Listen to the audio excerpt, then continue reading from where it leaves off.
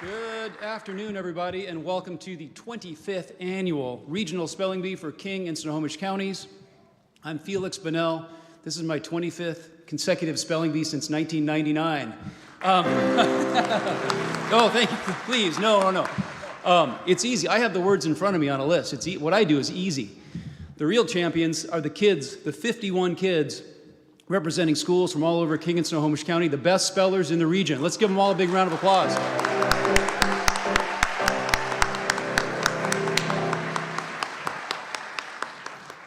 The other champions are the parents, family members, friends who are sort of if these guys are the tip of the pyramid, the people who got these kids here today, got them dressed up, got them fed a good healthy breakfast, dealt with all the studying of the words of the last several weeks.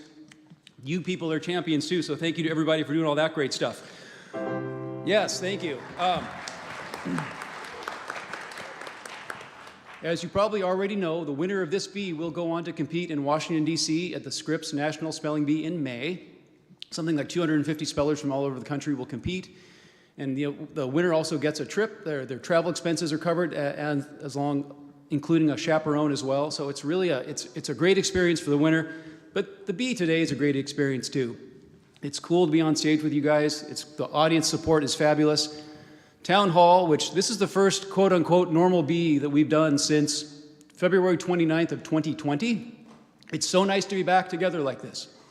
All right, in this wonderful building with these wonderful spellers and wonderful families today.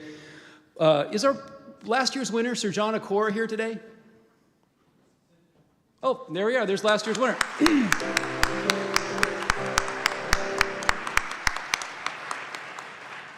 I was thinking our original winner from 1999 is probably almost 40 years old now.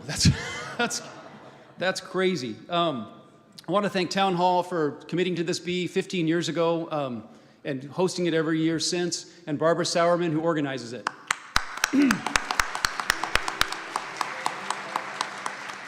It's a truly community-wide effort. We're also really lucky to have Chris Jeffries on piano behind me.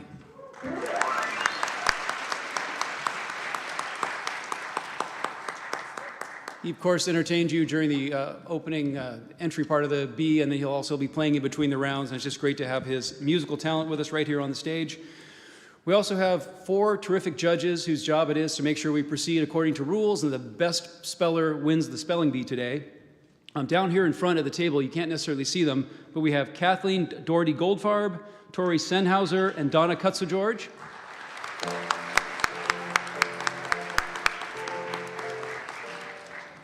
Now, who's going to be, it's kind of weird when the word is spelled correctly, the judge will say, "That is correct."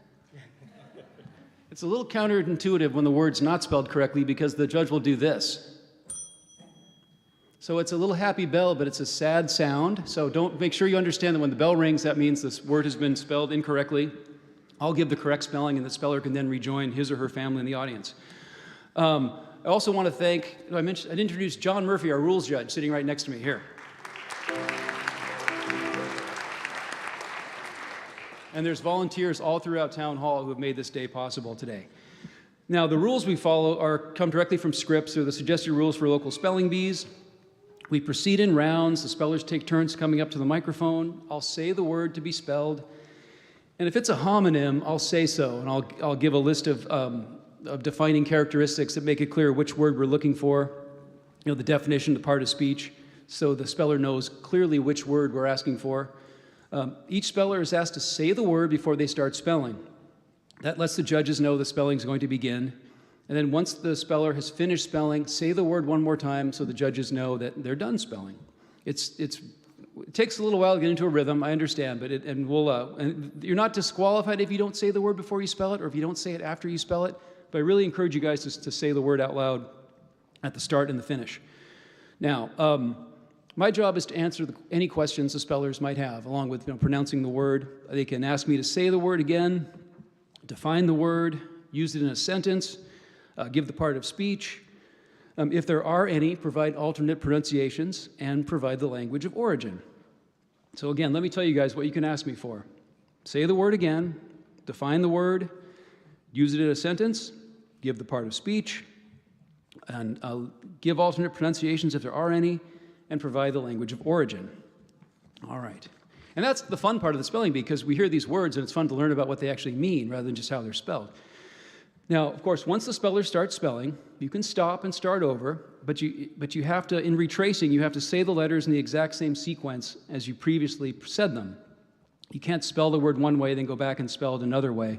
If that sequence changes, the speller is eliminated. And as we said a moment ago, if the speller misspells a word, you'll hear that bell. You'll hear that bell. And you can join your family in the audience again. Or you'll hear that word that's correct. And I always forget this early on. The judges remind me, if a word is misspelled, I will give the correct spelling. Now, before we have the kids start spelling, I always like to practice a little bit. I need 3 adults who think they're really good spellers. Raise your hand if you're a good adult speller. Okay, you? No other speller? Way in the back, you? 3rd speller here. All right, you. The 3 of you can come up on the stage here. There's stairs over on that side. Come up and stand by the microphone here.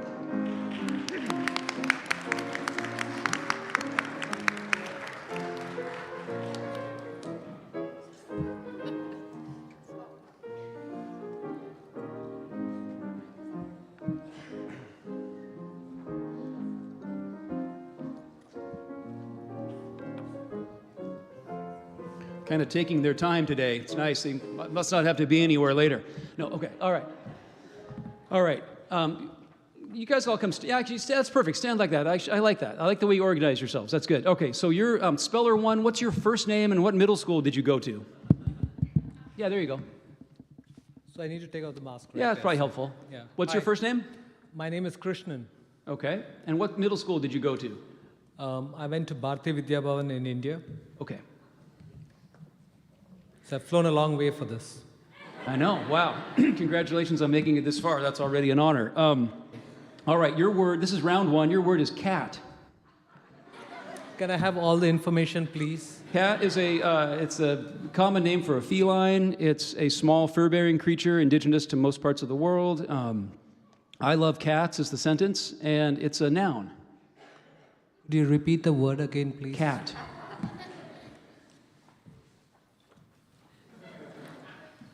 I'll start with C. Now wait. I'm going to interrupt you. You have to say the word before you spell. We're trying to set a good example for the kids today, okay? Come on. Thank you, sir. Yeah, sure. Cat.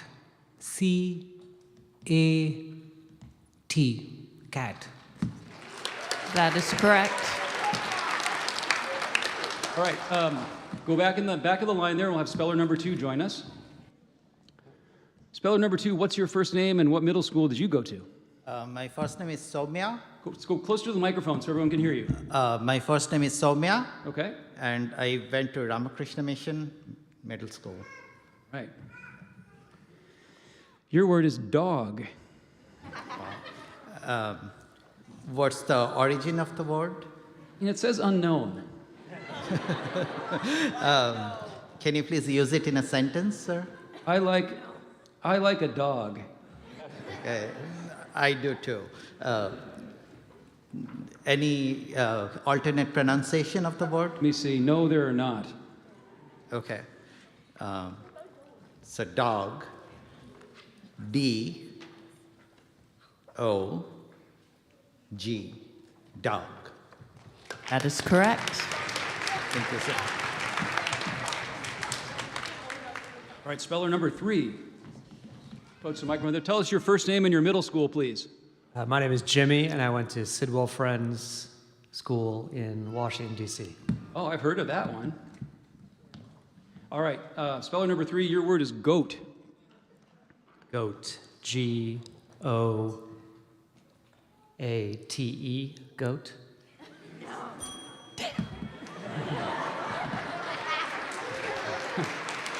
All right. You're welcome to rejoin your family in the audience now. The correct spelling of goat is G-O-A-T. All right, speller number 1 is Krishnan, correct? Please come to the microphone. This is round 2. Pivotal round 2 here. This could be for everything here. All right, your word is Antipodean. Could you repeat the word? Antipodean. Origin of the word? It's believed to be English.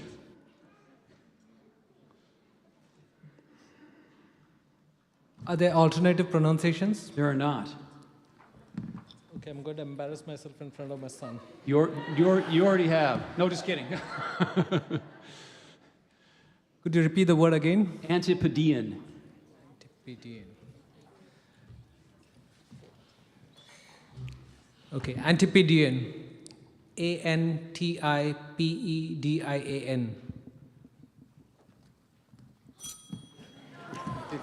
I was making my ring the bell symbol for the judge, 'cause only I have this list. This is my special list.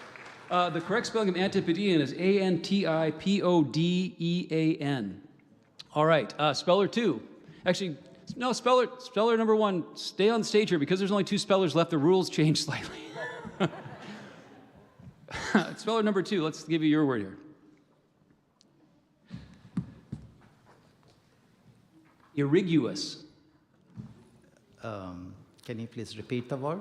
Irriguous. What's the origin of this word? English. And can you please define it? It means well-watered. And can you please use it in a sentence, sir? My lawn is very irriguous. Irriguous. I-R-R-I-G-U-O-U-S.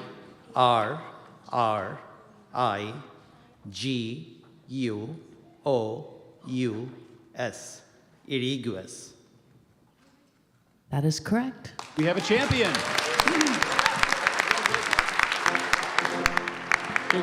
All right, you're the champion. Ordinarily, we'd make you spell another word to win, but I think we're going to crown you the champion of the practice round. So congratulations. Thank you, Somia. All right, okay. Thank you all for indulging us in that practice round. It really is nice to get things get things moving like that with a little practice bee. We have one alternate speller to announce, so if you turn in your programs, speller number 12 from Evergreen Academy today is Jordan Williams. Yeah. All right, one last important thing. Oh, we're going to probably do 2 rounds and then take a break, which people can go in the lobby and get some refreshments if there are any. Are there refreshments? I don't know. Very important thing to say. It's really tempting to try to want to spell along out loud as the bee is progressing, but please don't do that. Please just remain as still and quiet as possible, mainly so we can hear the spellers, the judges can hear the spellers, and so they're not distracted in any way. So, of course, when they're done spelling, of course, we can clap. We always say, oh, let's reserve our clapping till the end of the round, but that never happens. You can clap for the spellers when they get their word correctly, or if they miss it, too, because, again, they're all champions just making it this far. All right. I think, boy, I'm running out of pages here. Yep, it's time to begin our spelling bee. Let's have our first speller approach the microphone.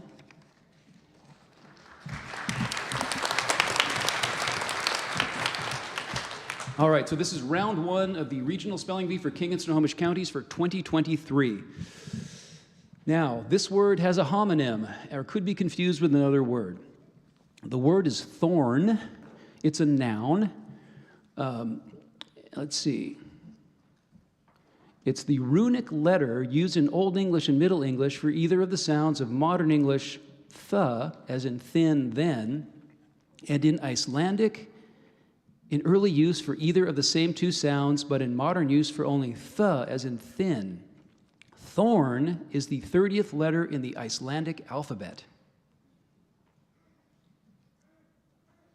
Thorn. Thorne. Thorn.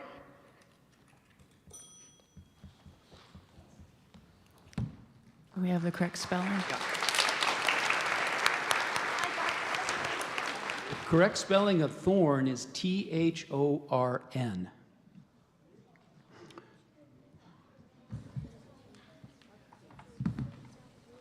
All right, speller number 2. Your word is bubbly. Could I have a definition, please?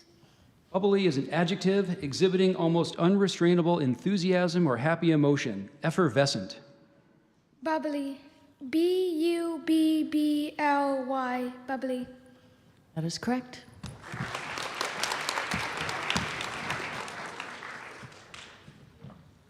Storm. Can you give me the definition, please? Storm is a verb to rain, hail, snow, or sleet, especially in a violent manner or with high wind. Storm. Storm. Storm. That is correct. All right, this word has a homonym or could be confused with another word. The word is turtle. It's a noun, a reptile of an order of reptiles that are distinguished by a trunk more or less enclosed in a shell of bony dermal plates that is usually covered externally with horned shields and by jaws that are toothless, used especially of the more aquatic and especially marine members of the order. Turtle. Turtle. Turtle. That's correct.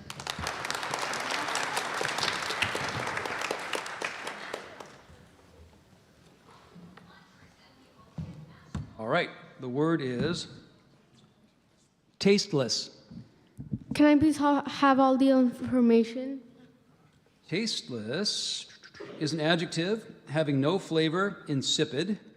This word is formed when a word that went from Latin to French to English, plus an English combining form.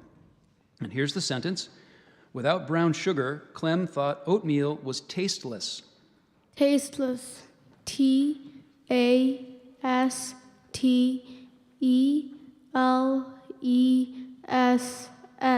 Tasteless. That is correct.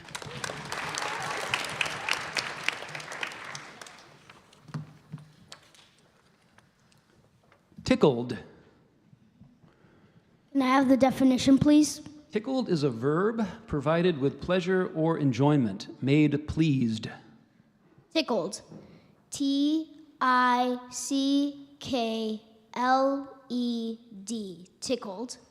That is correct.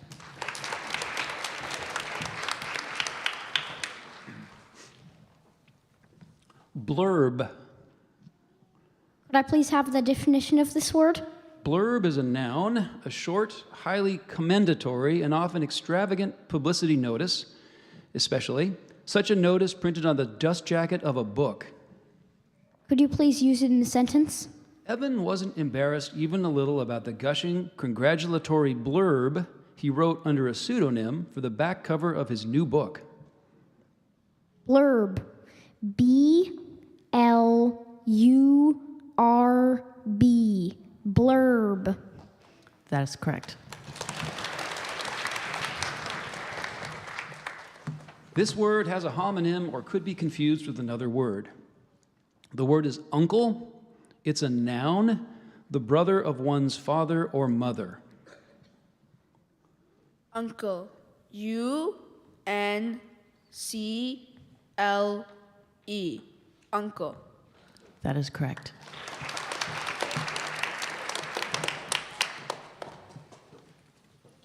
Clover. Clover. C-L-O-V-E-R. Clover. That is correct.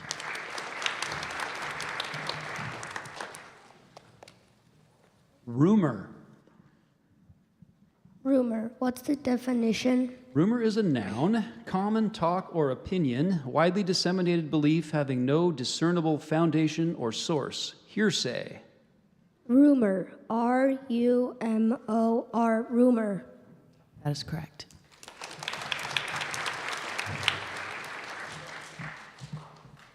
Towel. Towel. Towel. Towel. That is correct.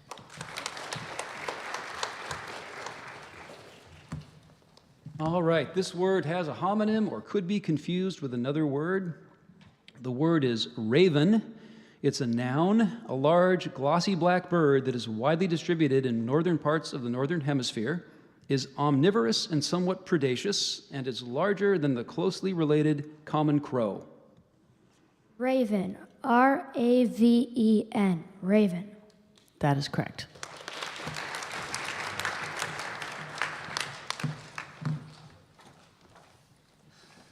Toughness. Can I please have all the information? This word is formed from originally English parts. It's a noun, the quality or state of being unusually sturdy, hardiness. Cursed with a black thumb, Eliza has only managed to grow hostas, which are known for their toughness. Are there any alternate pronunciations? They're not. Can you please repeat the word? Toughness. Toughness. Toughnness. Toughness. That is correct.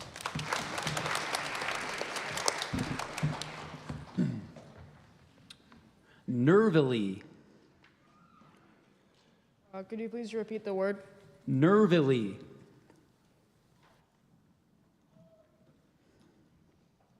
Nervily. Nervily.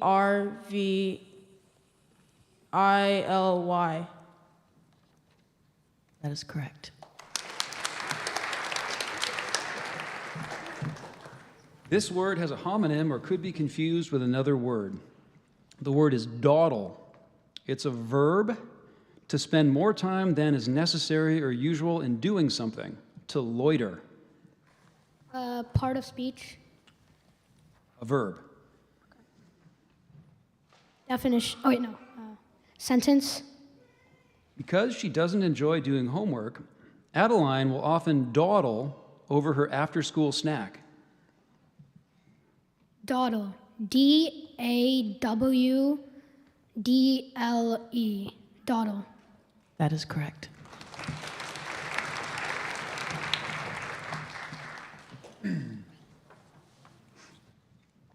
Tango. Have the definition.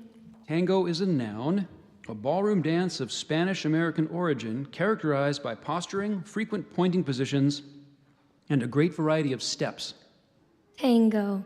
Tango. Tango. That is correct.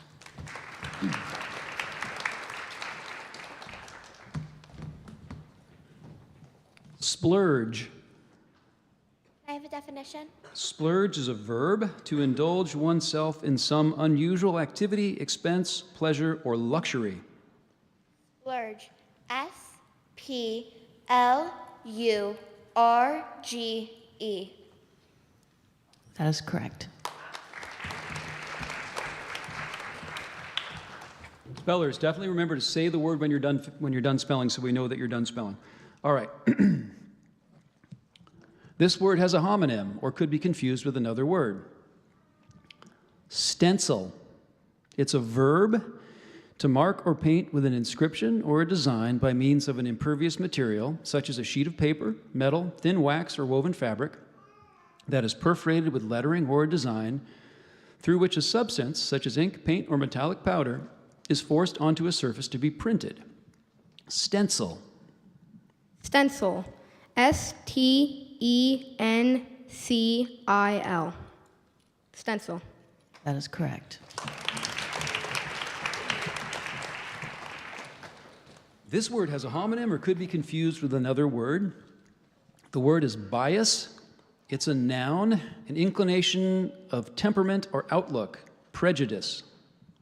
Bias. Bias. Bias. Bias. That is correct. This word has a homonym or could be confused with another word. Daft. It's an adjective. Silly, foolish. Daft. Daft. D-A-F-T. Daft. That is correct.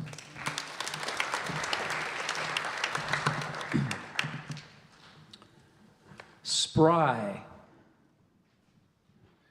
Can I have the definition? Spry is an adjective, vigorously active, chipper, nimble, brisk. Spry. S-P-R-Y. Spry. That is correct.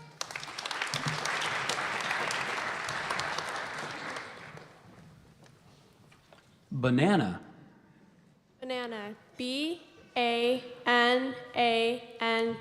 Banana. That is correct.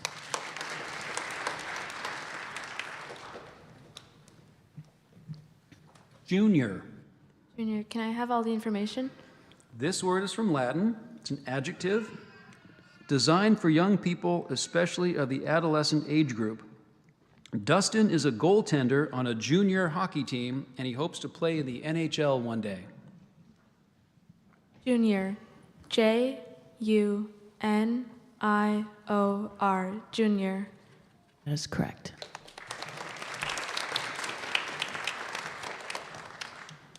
This word has a homonym or could be confused with another word. Sundae. It's a noun. Ice cream served with a topping such as crushed fruit, syrups, nuts, whipped cream. Sundae. Sunday. S-U-N-D-A-E. Sunday. That is correct. This word has a homonym or could be confused with another word. The word is genius. It's a noun, a singular, strongly marked capacity or aptitude, notable talent. Genius. Genius. G-E-N-I-U-S. Genius. That is correct.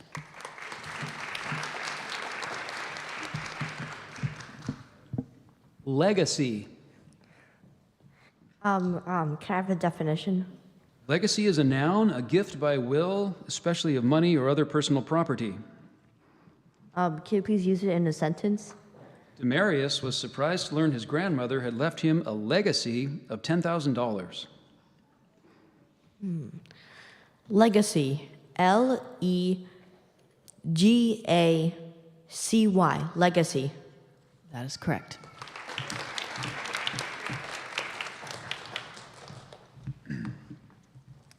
This word has a homonym or could be confused with another word. Ignite.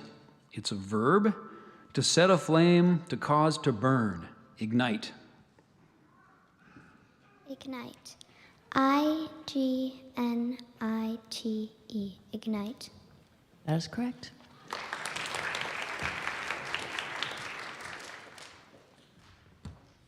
Remedial. Remedial. R-E-M-E-D-I-A-L. That is correct.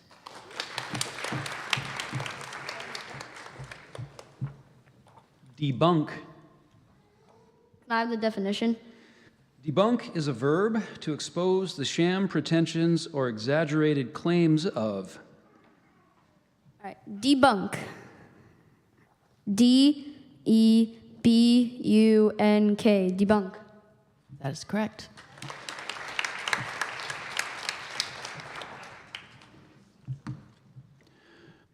Literally. Can I have all the information, please? The first part of this word went from Latin to French to English, and the second part is an English combining form. It's an adverb without metaphor or exaggeration, explicitly. Although Mr. Sedgley can always be taken seriously, he should not always be taken literally.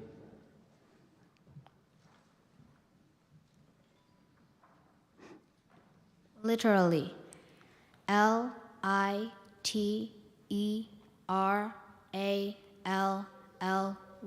Literally.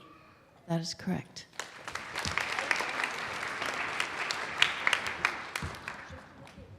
Diva. Can I have all the information, please? This word came from Italian, which formed it from a Latin word. It's a noun, a person who finds it difficult to work under direction or as part of a team, one who is impatient of restraint or criticism. When Stella started to sulk because the group hadn't gone with her idea, her friend told her to stop being such a diva. Diva. D-I-V-A. Diva. That is correct. If we can please ask spellers, if you are wearing a mask, when you are spelling your word, to pull your mask down just for that moment so we can make sure we hear you correctly, okay? All right, this word has a homonym or could be confused with another word. The word is formalize. It's a verb to render something exact, methodical, or orderly, to stylize. Formalize. Formalize. F-O-R-M-A-L-I-Z-E.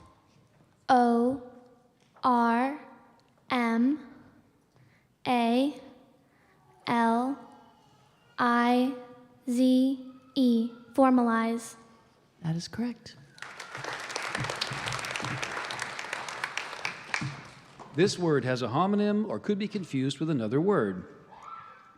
The word is penguin. It's a noun, any of various short-legged, flightless aquatic birds of the southern hemisphere. Penguin. Penguin. P-E-N-G-U-I-N.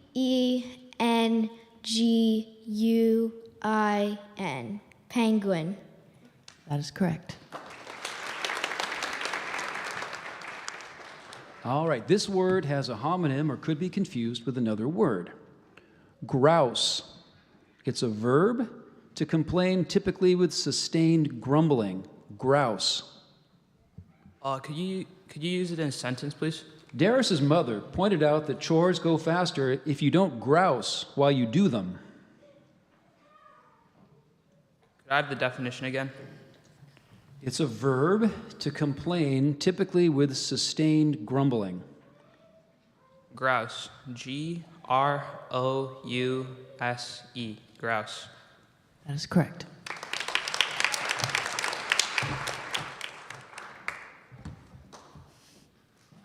Astute. Can you say the word again, please? Astute. What's the definition? Astute is an adjective having or displaying shrewd discernment and sagacity. Can you say the word in a definition, or can you say the word in a sentence, please? Geraldine was an astute politician, gaining the respect of her rivals as well as her peers. Astute. A-S-T-U-T-E.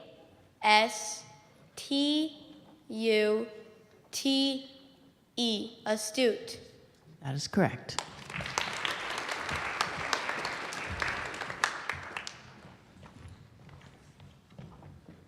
Whereas. Whereas. W-H-E-R-E-A-S.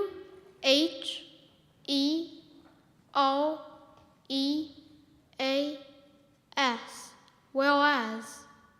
That is correct.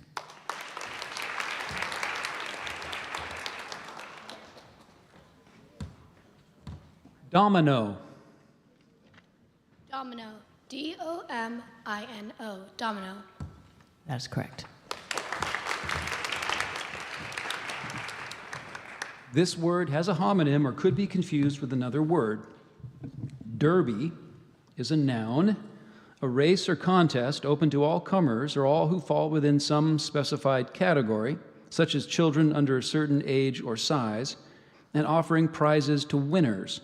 Derby. Derby. D-E-R-B-Y. Derby. That is correct.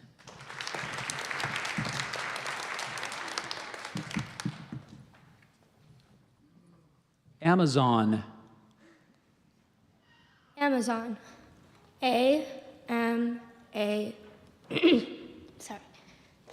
Z-O-N. Amazon. That is correct.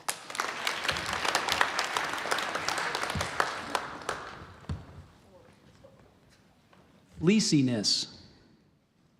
Can you say it again? Fleeciness. Fleeciness. Can you give me all the information?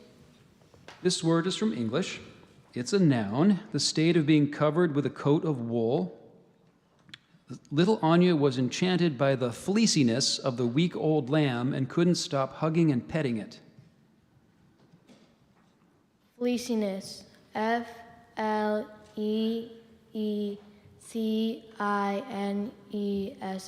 Fleeciness.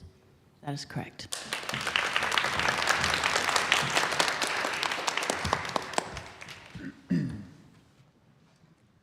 Flounder. Can you give the definition? Flounder is a verb to proceed clumsily and often self-consciously, to muddle. Flounder. Flounder. Flounder. That is correct.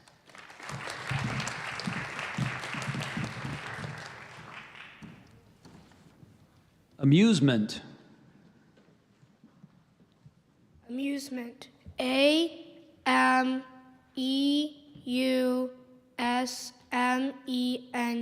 Amusement.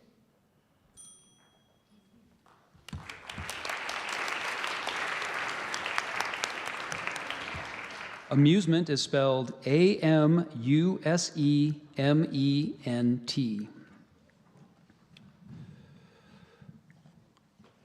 Version.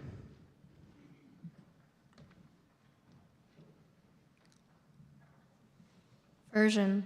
Version. Version. That is correct.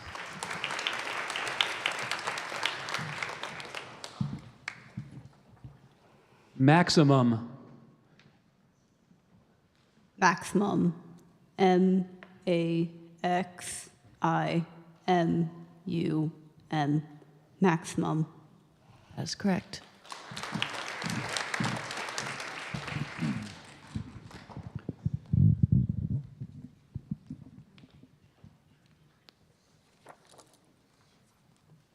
All right. Cornily. Could I have the definition, please?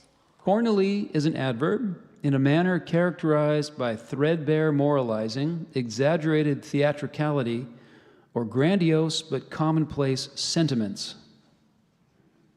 Could you repeat the word? Cornily. Cornily. Cornily. Cornily. That is correct.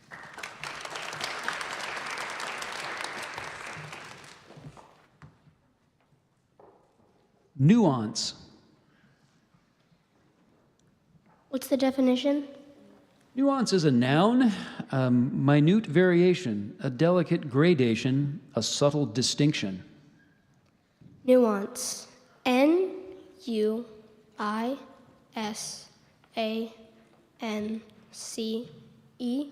Nuance.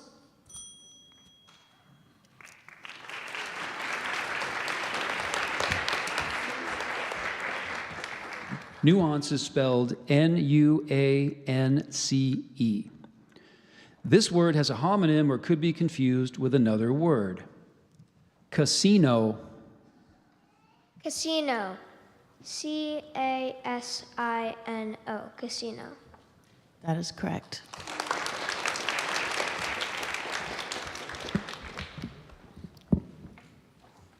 Attitude. Attitude.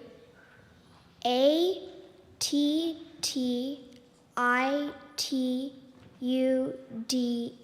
Attitude. That is correct.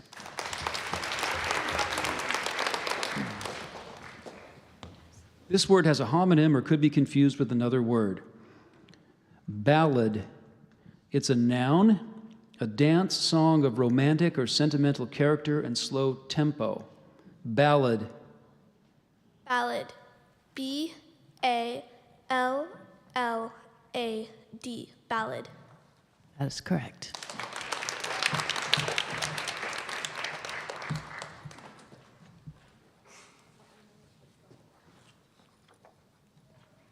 Companion. May I please have the definition? Companion is a noun, one that accompanies or is in the company of another. Associate, comrade. Companion. C-O-M-P-A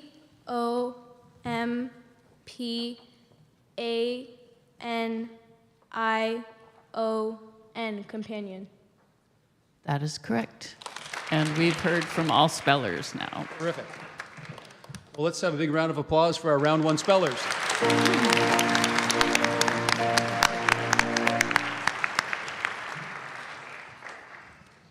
All right.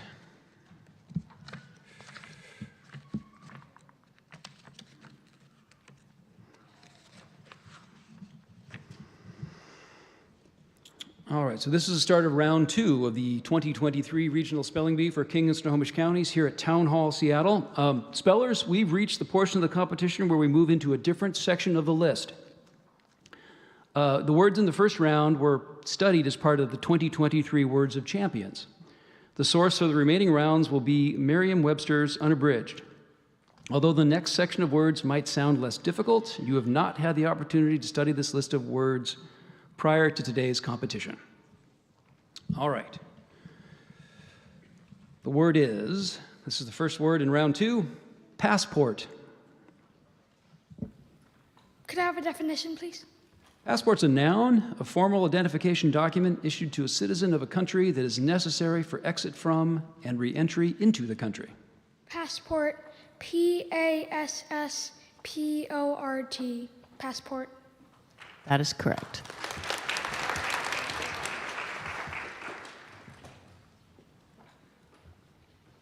Plucky. Can you repeat the word? Plucky. What's the definition? Plucky is an adjective, having or marked by courage, spirited, brave, resolute. Can you repeat the word? Plucky. Plucky. Plucky. Plucky. That is correct.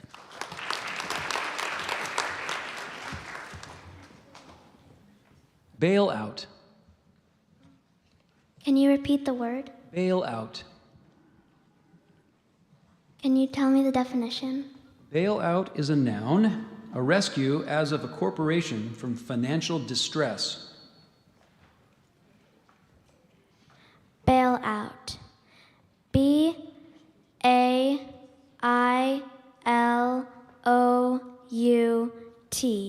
Bail out. That is correct.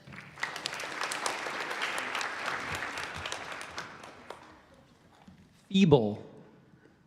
Can I please have the definition?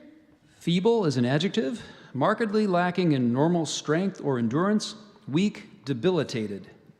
Feeble. F-E-E-B-L-E.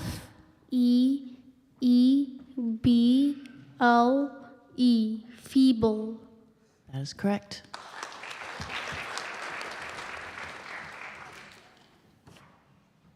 Steampunk. Can I have the definition, please? Steampunk is a noun, science fiction dealing with 19th century societies dominated by historical or imagined technology. Let me say this again. Science fiction dealing with 19th century societies dominated by historical or imagined technology powered by water vapor kept under pressure. Can I have it in a sentence, please? The majestic airships of the steampunk novel Mortal Engines inspired Natalie's latest artwork. Can you say the word again? Steampunk. S-T-E-A-M-P-U-N-K.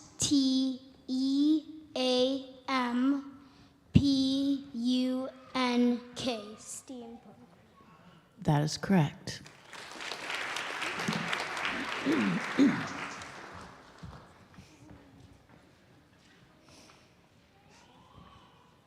This word has a homonym or could be confused with another word. The word is lunker. It's a noun, something large of its kind, used especially of a fish. Lunker. Could I please have what is the origin of this word? This word is of unknown origin. Lunker.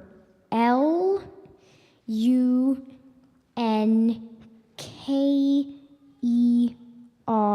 Lunker. That is correct.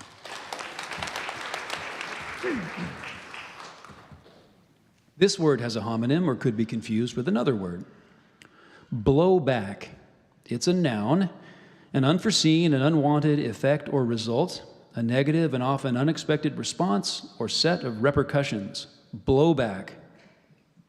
What's the origin? This word is from originally English parts. Can you please use it in a sentence? The blowback from the interview was fierce and immediate online. Blowback. BLOWBACK.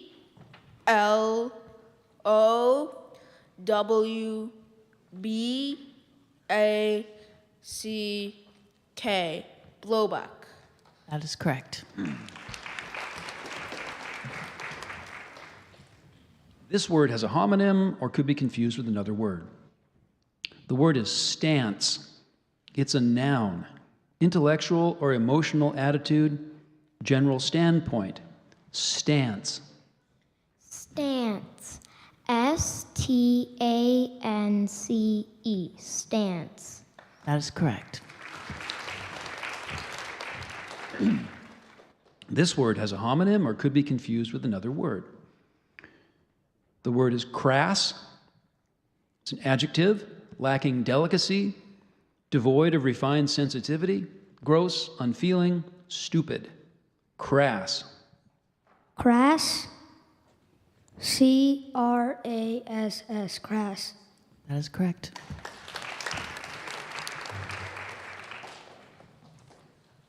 Dander.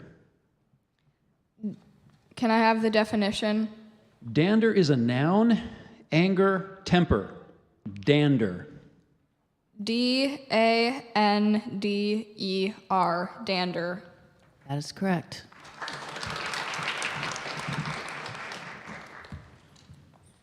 This word has a homonym or could be confused with another word. Tenant. It's a noun, one who rents or leases as land or a house from a landlord. Tenant. Tenant. T-E-N-N-A-N-T. Tenant.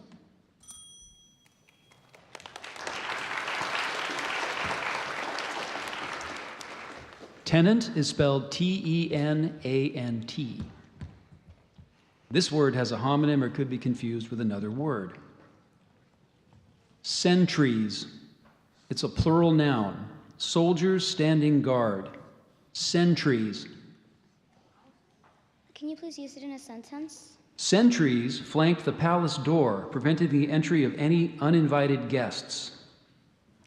What is the language of origin? This word is perhaps from an English word ultimately derived from Latin.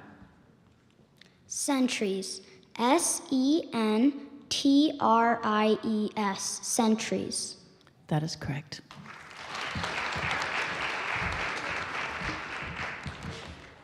This word has a homonym or could be confused with another word. The word is birdie. It's a noun, a golf score of one stroke less than par on a hole. Birdie. Birdie. B-I-R-D-Y.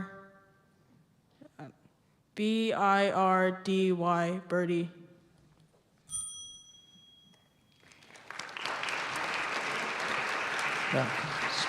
Speller 15, can you rotate your name tag so we can see your number tag? Perfect, thank you. The correct spelling of birdie, B-I-R-D-I-E.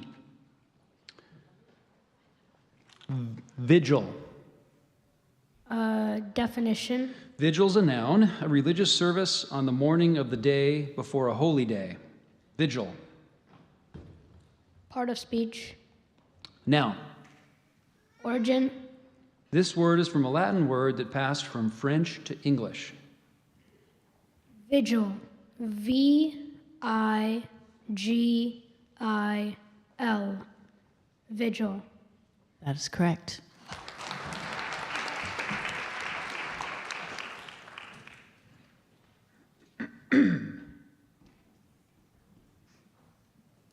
Stowaway.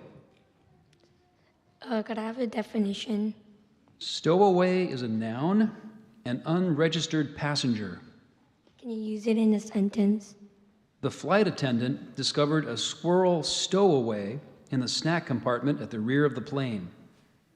Stowaway. S-T-O-W-A-W-A-Y.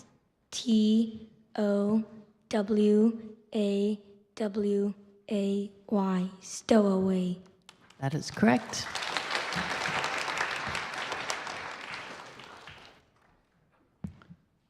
Finger post.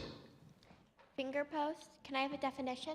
Finger post is a noun, something that serves as a clue, indication, or aid to understanding or knowledge.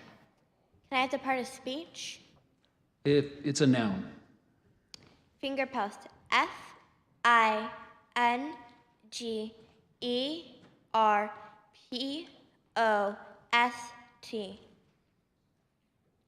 That is correct.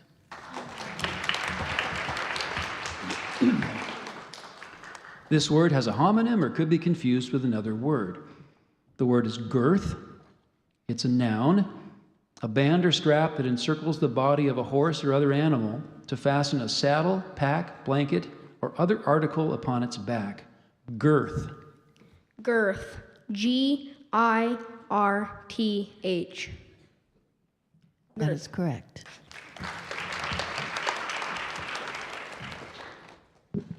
This word has a homonym or could be confused with another word. Velocity. It's a noun, quickness of motion, swiftness, speed. Velocity. Can you repeat the word? Velocity. Velocity. Velocity.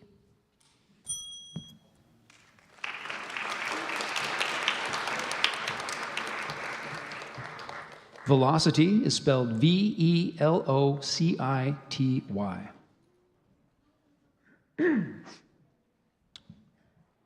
Sloop. May I please have the definition? Sloop is a noun, a fore and aft rigged boat with a single mast that is usually stepped well forward and a single head sail jib. Sloop. May I please have the language of origin? This word is from a word that is probably originally French and then passed to Dutch. Sloop. Slupe. Sloop.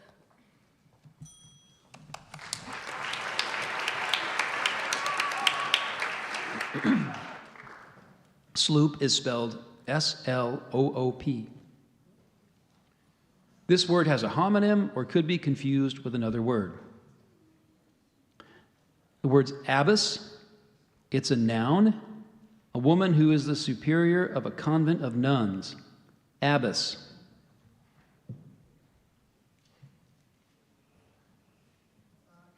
Language of origin? Originally Latin, this word passed to French before becoming English.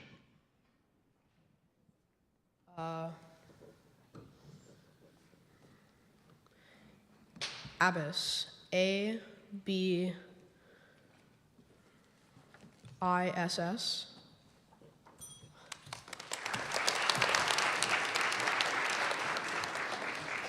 Abbess is spelled Abbess.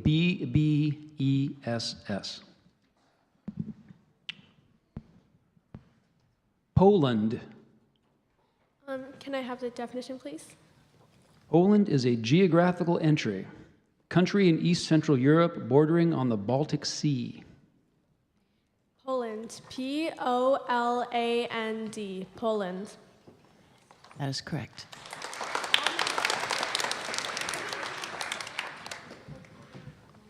Conversant. Conversant. Can I have all the information? Originally Latin, this word passed through French before becoming English. It's an adjective, familiar or acquainted by use or study, well informed. Veronica is conversant with the latest European fashion trends. So I gave you the pronunciation of conversant. There's a non-standard pronunciation. Conversant. Conversant. Conversant.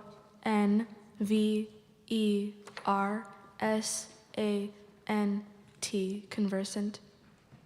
That is correct.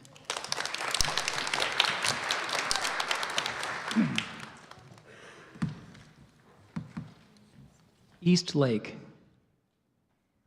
I have the definition? An adjective, being machine-made after a style characterized by sturdy rectangular lines, used of furniture. Could you repeat the word? East Lake. Eastlake. Eastlake. Eastlake. That is correct.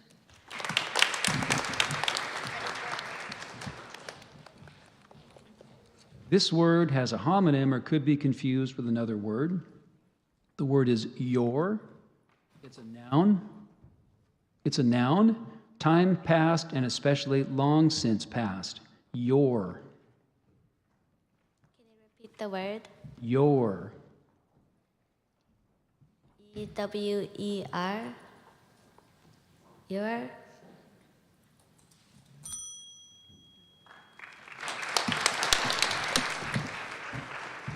Your is spelled Y-O-R-E.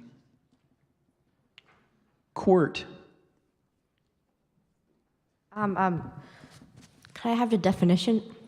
Quirt is a noun, a riding whip used especially in the western U.S. and consisting of a short handle, as of wood or leather, to which is attached a rawhide lash. Quirt. What is the language of origin? This word is from a word that went from Latin to Spanish to Mexican Spanish. Can you please repeat the word one more time? Quirt.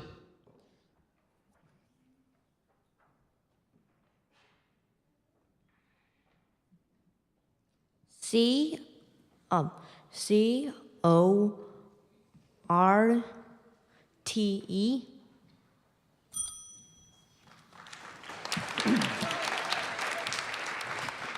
Court is spelled Q-U-I-R-T. Folkway. Can you give me the definition? Folkway is a noun, a mode of thinking, feeling, or acting common to a given group of people. Folkway.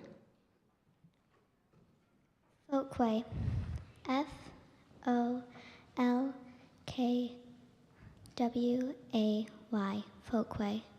That is correct.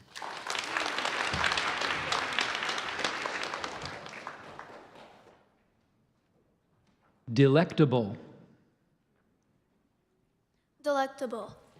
D-E-L-E-C-T-A-B-L-E. That is correct.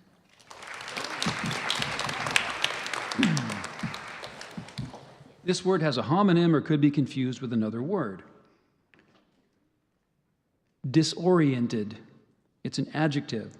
Wandering in the mind, having no rational grasp of time, place, or one's own identity. Disoriented. Disoriented. D-I-S-O-R-I-E-N-T-E-D. Disoriented. That is correct.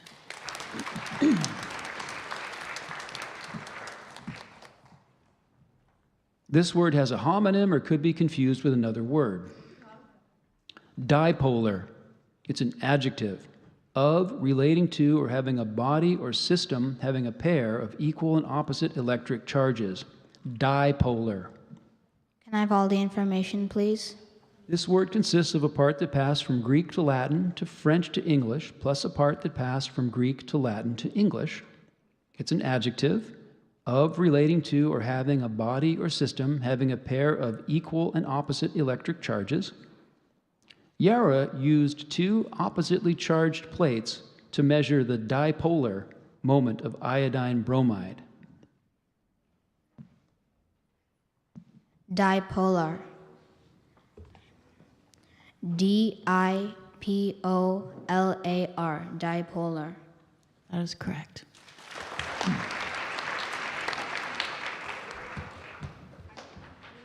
Balefire. Can I have all the information? This word is originally English. It's a noun, a funeral pyre. After the battle, the Viking warriors set to the grim task of building a balefire for their fallen comrades. Balefire. B-A-I-L-F-I-R-E.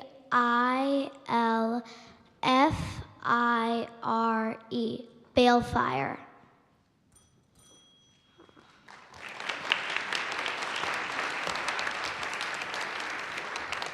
Balefire is spelled B-A-L-E-F-I-R-E.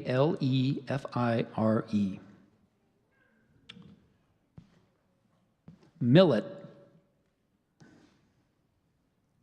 Millet. M-I-L-L-E-T.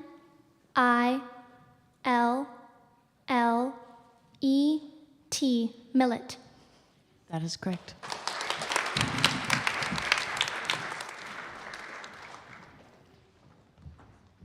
Crucially. Crucially. C-R-U-C-I-A-L-L-Y. Crucially. That is correct.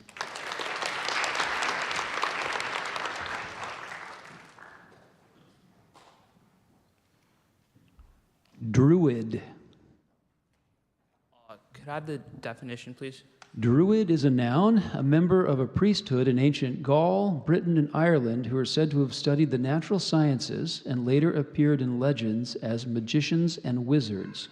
Druid. Could you use it in a sentence, please? The tour guide speculated that Stonehenge had been built by a lone druid seeking immortality. Druid. D-R-U-I-D. Druid. That is correct.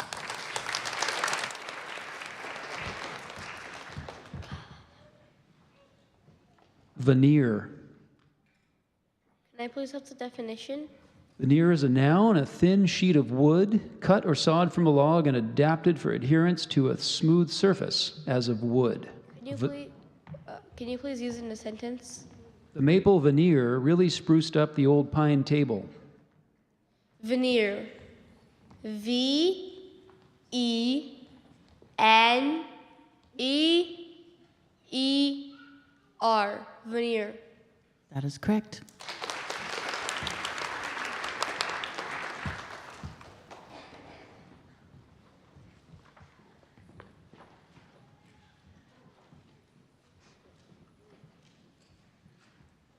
Disenchanted. Disenchanted. D-I-S-E-N-C-H-A-N-T-E-D. Disenchanted. That is correct.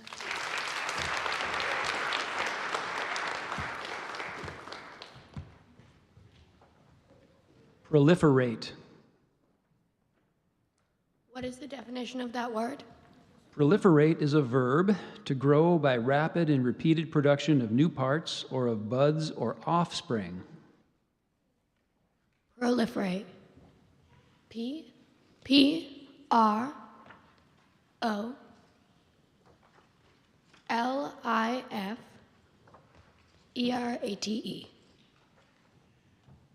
That is correct.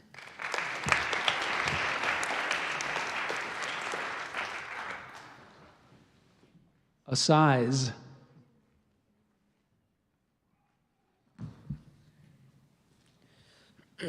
Could you use that in definition? A size is a noun, a trial or hearing in the nature of an official inquiry or recognition before sworn jurors or assessors, a judicial inquest. A size. Assize. A-S-I-Z-E. Assize.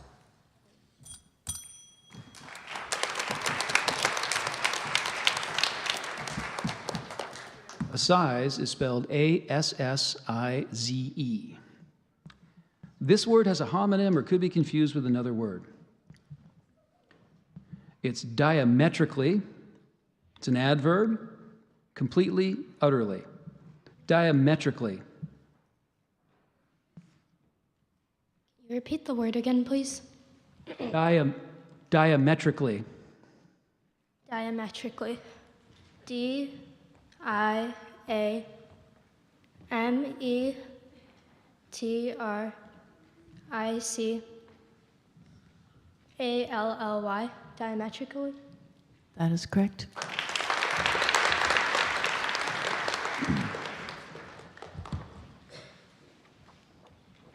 This word has a homonym or could be confused with another word. Declination. It's a noun, angular distance from the celestial equator, measured along a great circle passing through the celestial poles. Declination.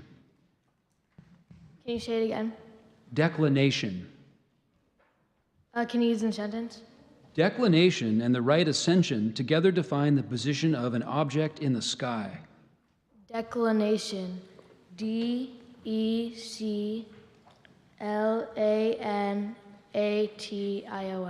Declination.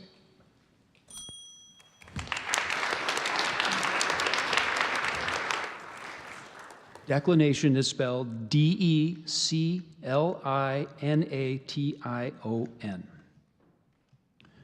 This word has a homonym or could be confused with another word.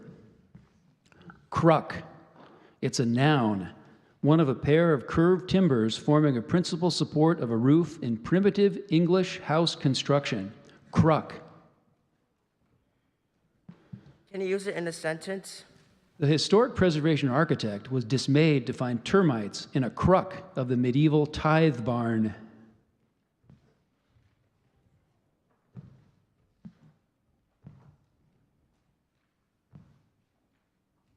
Crook. C-R-U-C-K.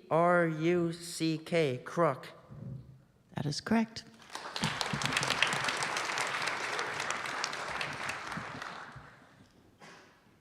Cogitate. Can I have the definition, please? Cogitate is a verb to ponder on or meditate upon.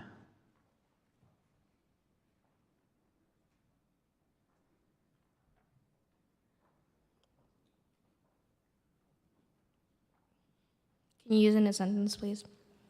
Greta and Inez often cogitate on the tricks they can play on their big brother. Can you say it one more time? Cogitate. Cogitate. C-O-G-I-T-A-T-E.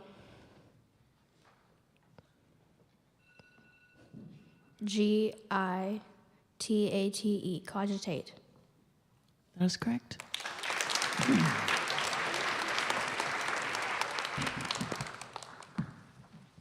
Jerkin. Jerkin.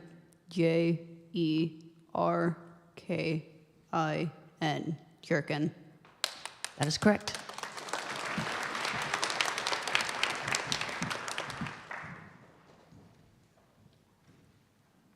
Boise. What's the definition? Boise is a geographical entry, city and capital of Idaho. Boise. B-O-I-S-E. Boise. That is correct.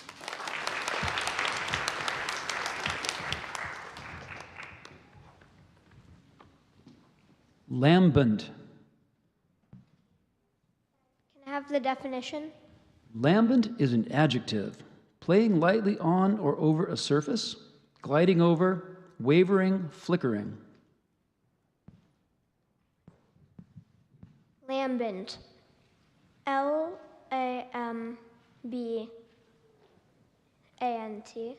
Lambent.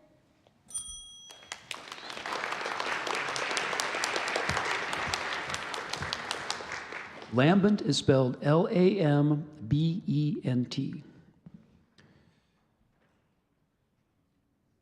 Concision. Can I have the definition? Concision is a noun, the quality or state of being marked by brevity in expression or by compact statement without elaboration or superfluous detail. Can I have this word in a sentence? The writing of Ernest Hemingway is famous for its concision and clarity. Can you repeat the word? Concision.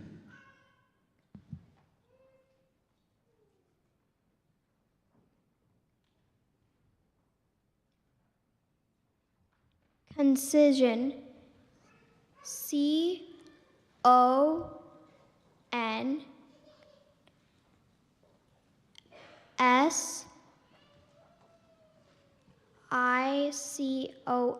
Concision.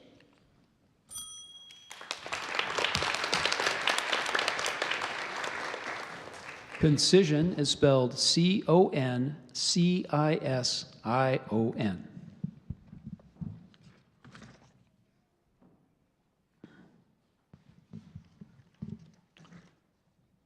Scroop. Can I have the definition? Scroop is a noun, a rasping sound, specifically the crisp rustle of silk or similar cloth that has been treated with dilute acid. Can I have the origin? This word is imitative in origin. Are there any alternate pronunciations? They're not. Scroop. S-C-R-O-O-P. Scroop. That is correct.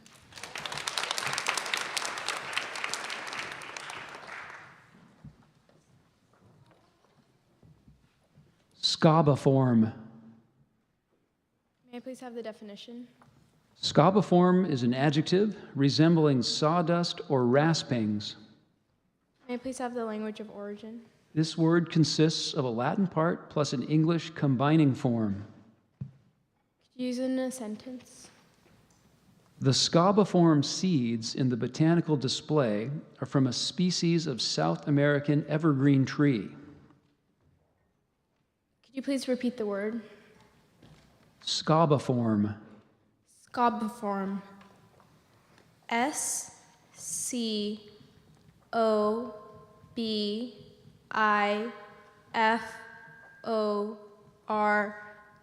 Scabiform? That is correct.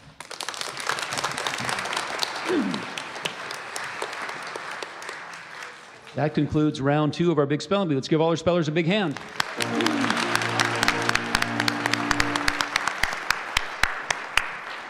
All right, so we're going to take about a 10-minute break now where people can go to the lobby and use the restroom, whatever you need to do, get a drink of water, but we'll reconvene here, and spellers be back here in about 10 minutes, so about, say, 2:25, just a little under 10 minutes from now.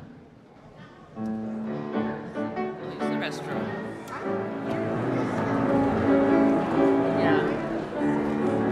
It just kind of 5 minutes.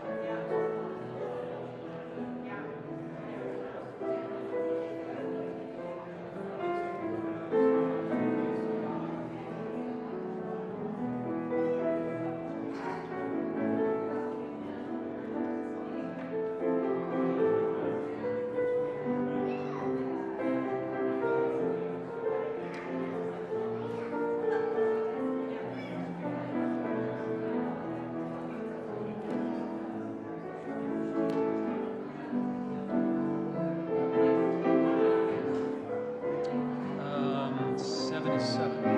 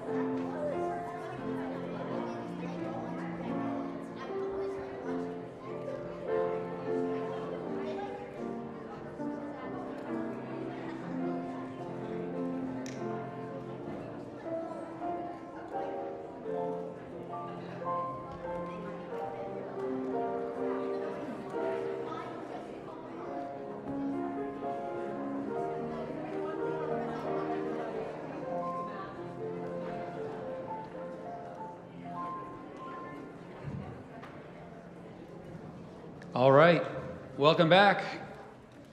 It's the 2023 Regional Spelling Bee for King and Snohomish Counties here at Town Hall, Seattle. Thanks to everybody for coming out today. Thanks for all the kids for being here. Thanks to Chris Jeffries for filling in all that with all that great music during the break.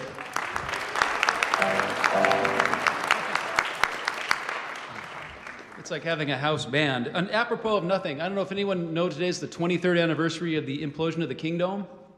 Does that mean anything to anybody? Yeah, it does. Okay. Random anniversary. All right, we're going to begin with round 3. Let's have our first speller approach the microphone. All right, this word has a homonym or could be confused with another word. The word is pentacle. It's a noun, a 5-pointed star producible by one continuous line. Pentacle. Pentacle. P-E-N-T-A-C-L-E. Pentacle. That is correct.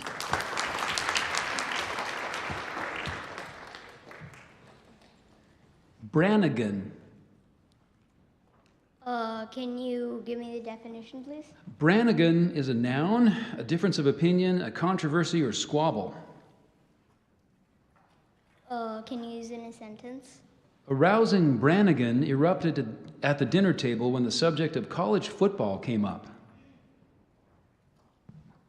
Can you repeat the word? Brannigan. Any alternate pronunciations? There are not. Language of origin? This word is probably from a proper name. Brannigan. B-R...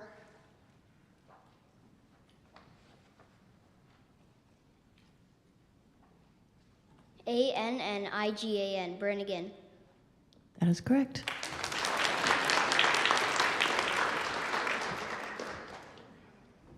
Zymase. Can you repeat the word? Zymase. Can I have the definition? Zymase is a noun, a complex of enzymes that brings about the breakdown of glucose or other carbohydrates that was originally found in yeasts and bacteria and is also present in higher plants and animals. Zymase. Z-I-M-A-C-E. Zymase.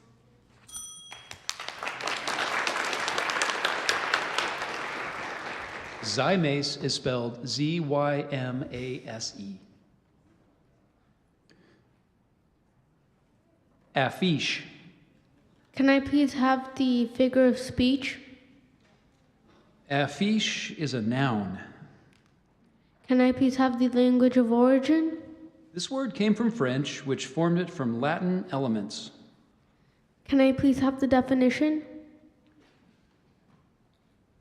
Affiche is a noun, a notice or announcement printed on one side of a sheet for posting in a public place. Affiche. A-F-I-C-H-E. Affiche.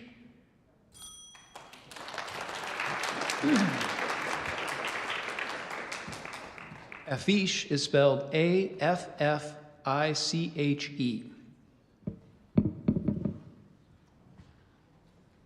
Sarment.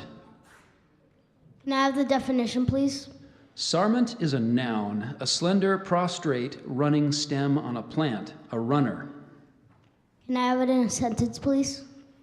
Mel was glad to see a new sarment forming on one of his strawberry plants. Sarment. S-A-R-M-E-N-T. Sarment. That is correct.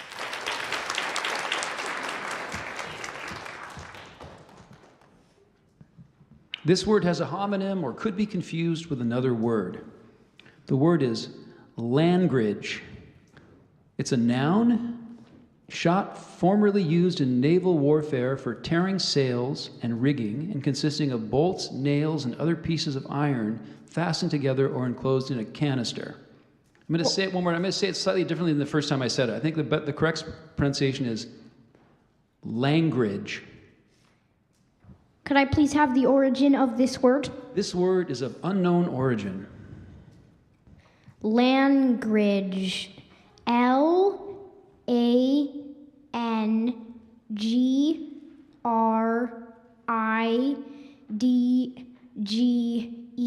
Langridge.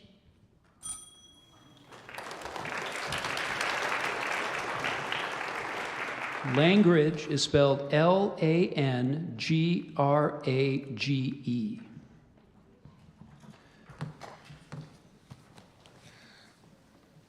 Malefactor. May I have the definition? Malefactor is a noun, one who commits an offense against the law. Can I have the language of origin? This word passed from Latin to English. Are there any other alternate pronunciations? There's one. So there's the pronunciation I gave you, which is malefactor. The alternate pronunciation they list is malefactor. Can you use it in a sentence, please? The state's correctional program was designed to rehabilitate as well as punish the malefactor. Can you repeat the word? Malefactor. Malefactor. Malefactor.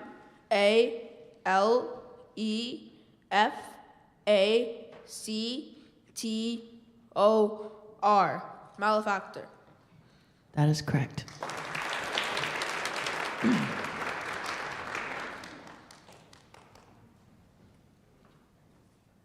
Endogamy. Can you repeat the word? Endogamy. Can I have the definition? Endogamy is a noun, marriage within a specific group as required by custom or law. Endogamy. Andogime. Endogamy.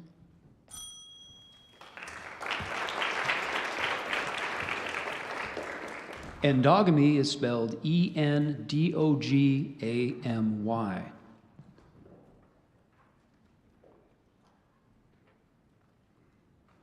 Subluxated. What's the definition? Subluxated is an adjective, partially dislocated as of one of the bones in a joint. What's the language of origin? This word is from Latin. Would you repeat the word?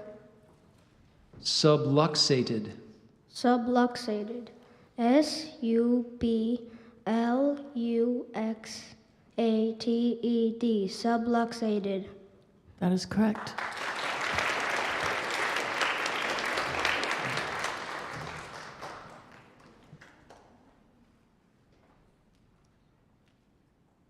Piatti.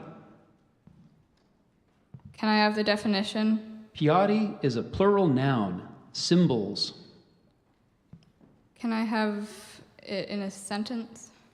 The composer should exercise restraint when writing for Piatti, as the instrument can easily be overused. Can I have the language of origin? This word is from Latin-derived Italian. Piatti. Piatti. Piatti.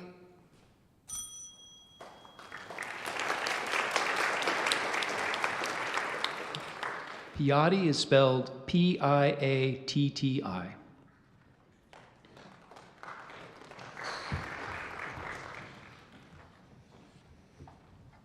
Masochistic. Can I please have all the information? This word is from a German name plus an English combining form. It's an adjective relating to, marked by, or given to taking pleasure in physical or mental suffering inflicted on one by oneself or by another.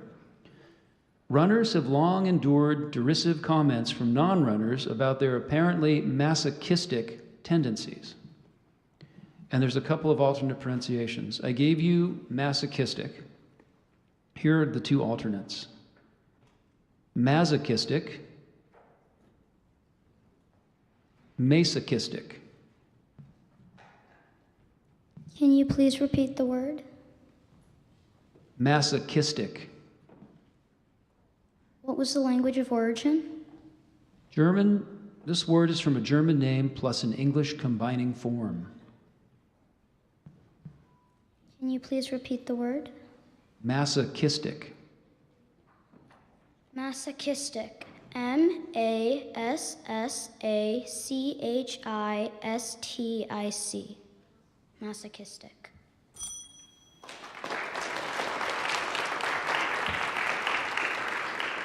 Masochistic is spelled Masochistic.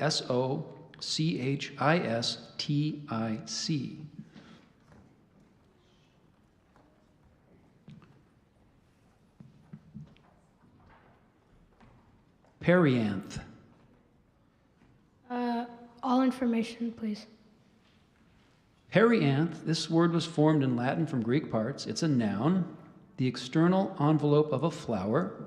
Floral leaves, especially when not differentiated into calyx and corolla. The perianth consists of the sepals, which I think I'm pronouncing right, and the petals of a flower. You use it in a sentence, please. The perianth consists of the sepals and the petals of a flower.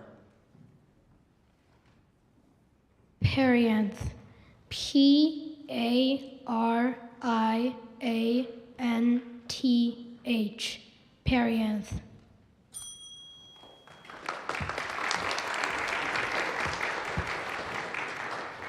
Perianth is spelled P-E-R-I-A-N-T-H.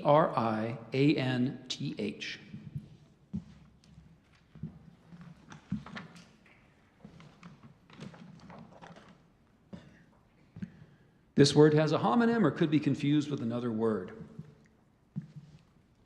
Solon.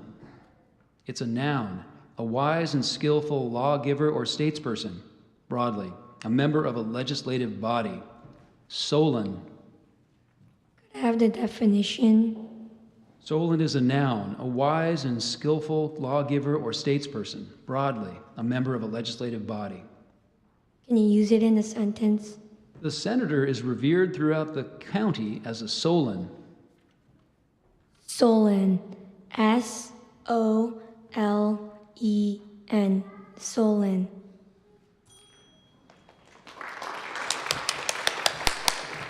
Solon is spelled S-O-L-O-N. Fardel. Myrtle. May I have the definition? Fardel is a noun, a bundle or parcel, as of raw silk. Can you repeat the word? Fardel. Can I have it in a sentence? The peddler arrived at the market with a fardel tossed over his shoulder. Can I have all information? Probably from an Arabic word, this word passed through French before entering English. It's a noun, a bundle or parcel, as of raw silk. The peddler arrived at the market with a fardel tossed over his shoulder. Fardel. F-A-R-T-L-E.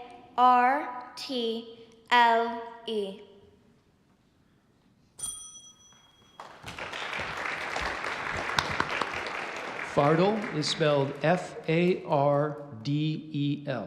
We need to take a moment. Okay.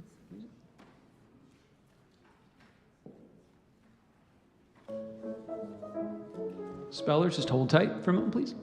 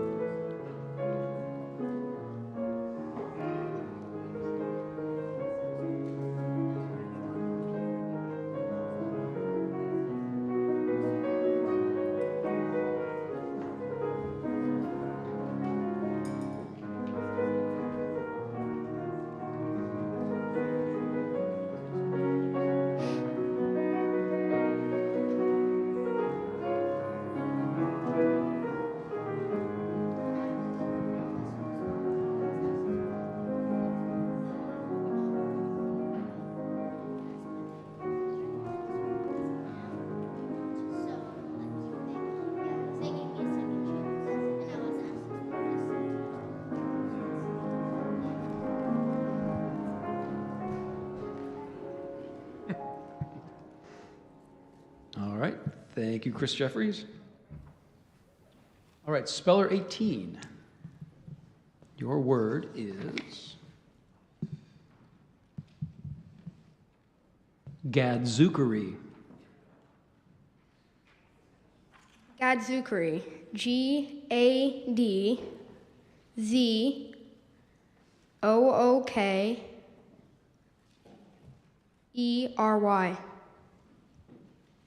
That is correct.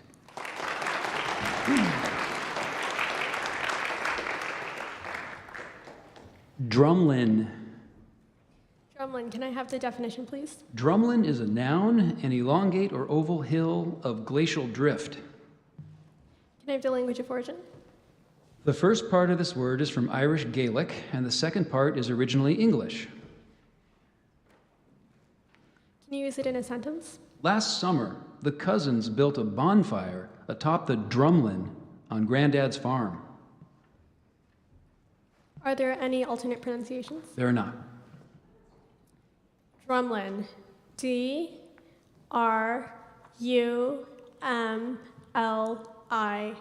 Drumlin. That is correct.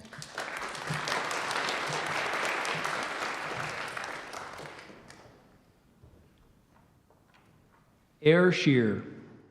Can I have the definition? Ayrshire is a noun, an animal of a breed of hardy dairy cattle that originated in a particular Scottish county that vary in color from white to red or brown and that are especially adapted to market milk production.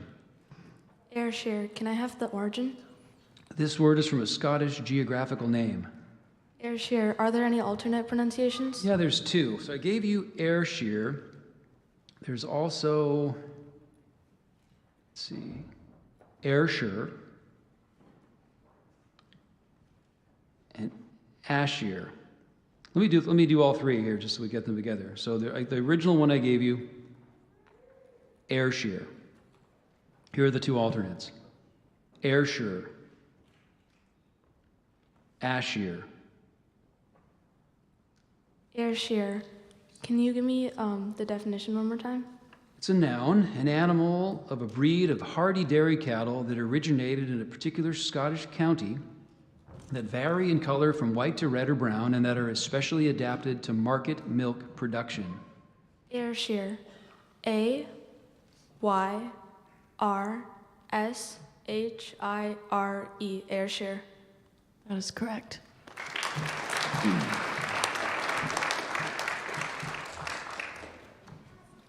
Piscina.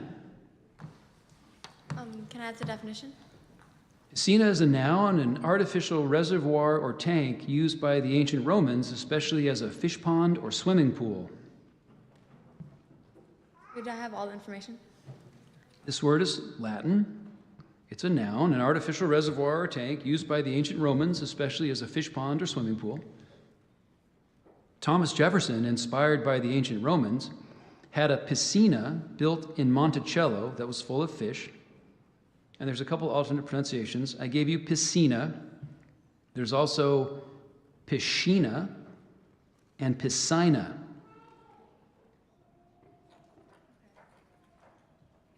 Piscina. Piscina. Piscina. That is correct.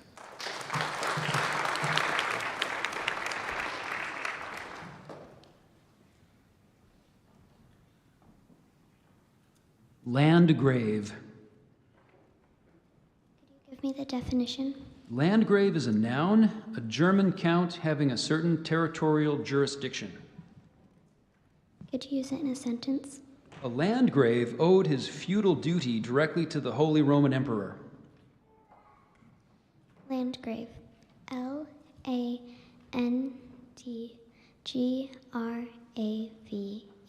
Landgrave. That is correct.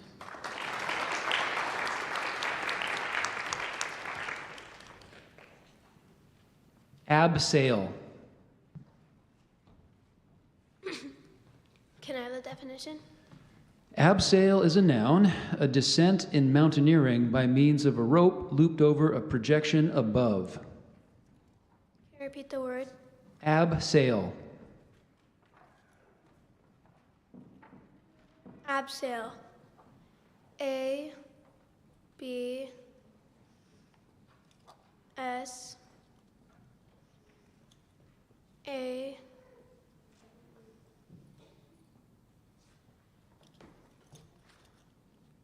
I L.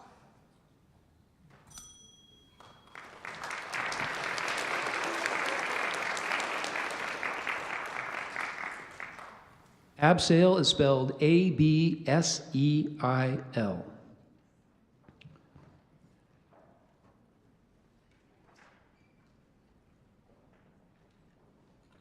Reredos. Reredos. Can I have the definition? Reredos is a noun, a screen or partition wall, usually ornamental and of wood or stone, located behind an altar. What's the language of origin? This word is from Latin-derived French. Can you repeat the word? Reredos. Reredos. R-A-R-A-D-A-S. Reredos.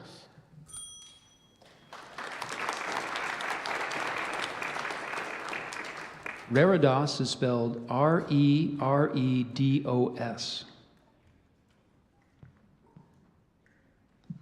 Alavan. Can I have all the information, please? This word is from French, which formed it from a Latin word. It's a noun, a young fish, especially the newly hatched salmon when still attached to the yolk mass. The alavan stayed behind in the gravel and fed off the remainder of the yolk. Alavan. Could I have the definition again, please? It's a noun, a young fish especially, the newly hatched salmon when still attached to the yolk mass. Alavan. A-L-E-V-I-N. Alavan. That is correct.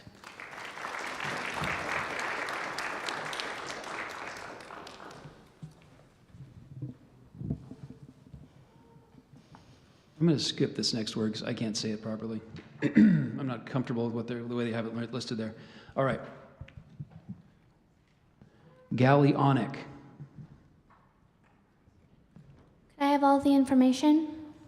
This word consists of a Latin name plus an English combining form. It's an adjective marked by indifference or easygoing carelessness or irresponsibility. Randall's Latin teacher told him that his galleonic attitude toward homework would negatively affect his grade. Can I get the origin? This word consists of a Latin name plus an English combining form. Are there any other pronunciations of this word? There are not.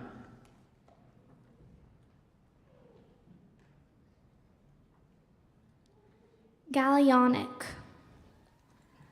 G A L L I O N I C. Galleonic. That is correct.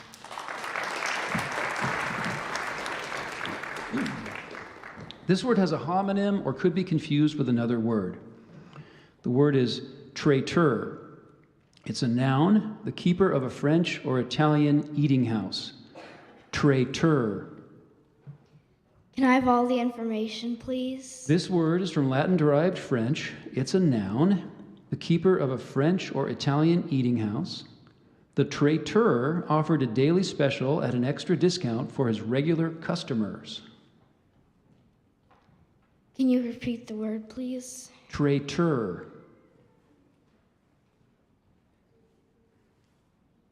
Are there any other pronunciations? There are not.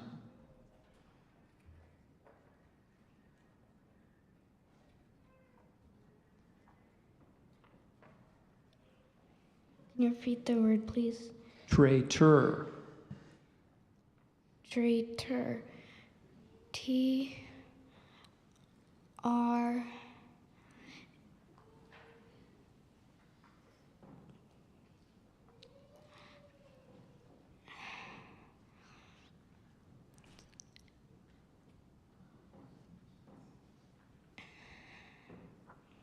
A T U R E.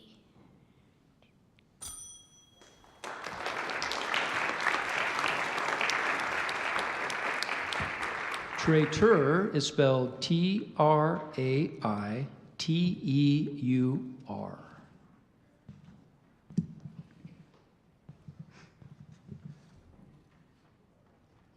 Barbizon. Could I have all the information, please? This word is from a French geographical name. It's an adjective depicting landscape and rural genre subjects from direct observation of nature and with much attention to the expression of light and atmosphere, used especially of a middle 19th century school of French painting. The exhibit featured works of 3 prominent artists of the Barbizon school of painting.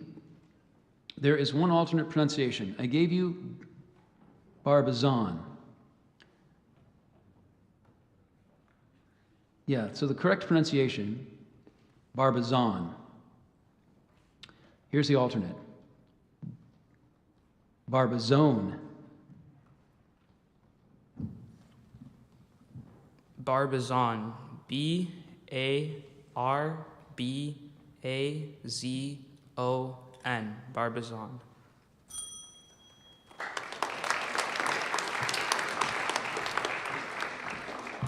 Barbizon is spelled B-A-R-B-I-Z-O-N.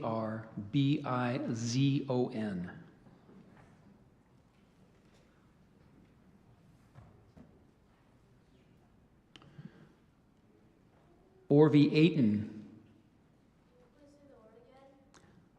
Orvietan. Can I have all the information, please? This word passed to French from Italian, which formed it from an Italian geographical name plus a Latin combining form. It's a noun, a counterpoison formerly in vogue. The detective in the mystery story successfully thwarted the criminal's attempt to poison him by ingesting a preparation of Orvietan. Can you please say the word again? Orvietan. Orvietan. O-R-V-E-A-T-E-N.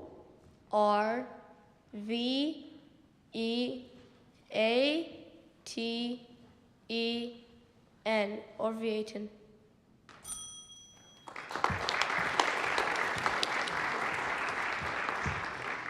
Orvietan is spelled O-R-V-I-E-T-A-N.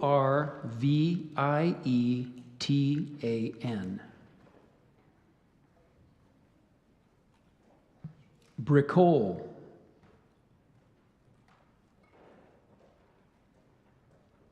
Bricole. B-R-I-C-O-L-E.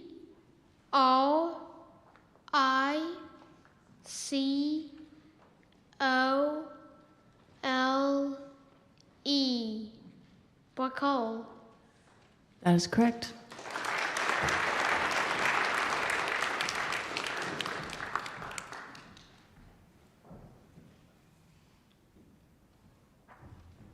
Tota palmate.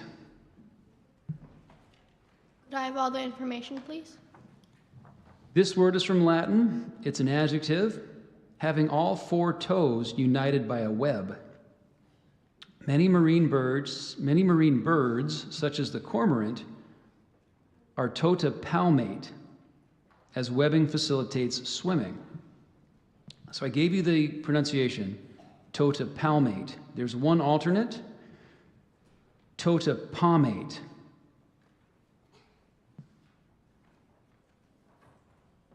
Tota palmate. T-O-T-E-P-A-L-M-A-T-E.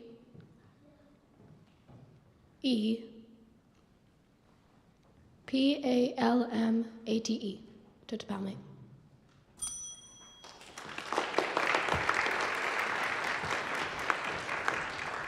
Tota palmate is spelled T-O-T-I-P-A-L-M-A-T-E.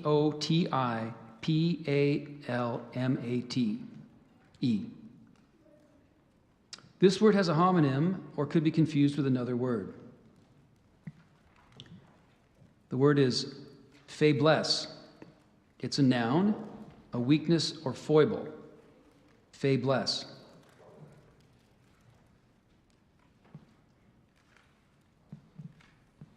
Can you please repeat the word again? Faiblesse. Faiblesse. F-A-B-E-B-L-E-S-S.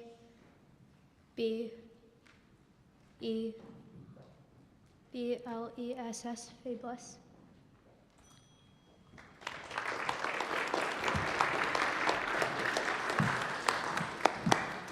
Faiblesse is spelled Faiblesse.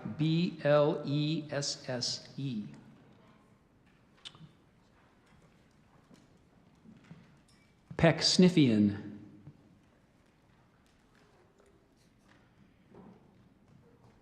May you give the definition? Pecksniffian is an adjective marked by unctuous hypocrisy, selfish and corrupt behind a display of seeming benevolence, sanctimonious, holier than thou. Can you give a sentence? The Pecksniffian politician in charge of the charity event took on the job merely as a public relations opportunity.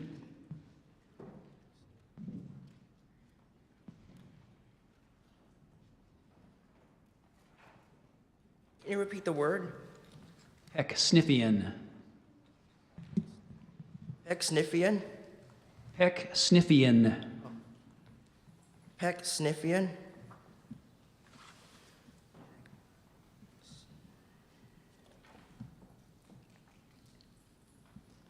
P-E...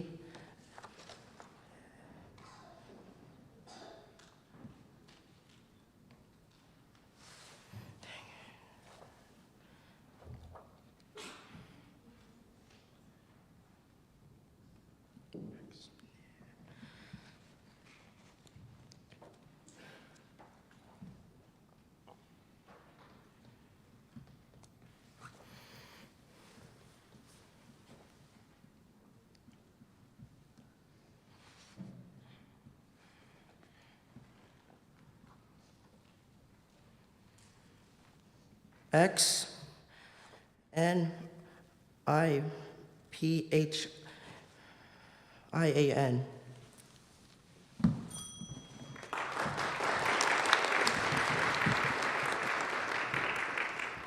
Pecksniffian is spelled Pecksniffian.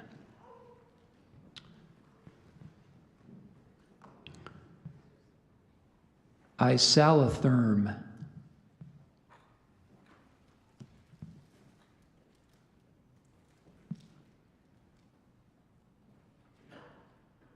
Can I have the origin?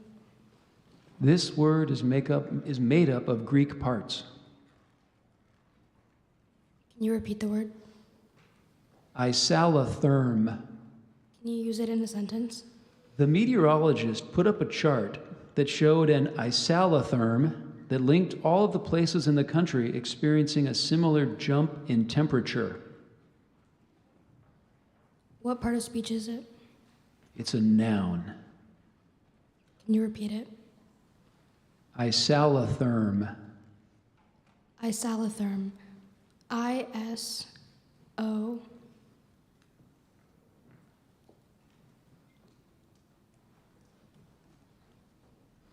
L-I-T-H-E-R-M,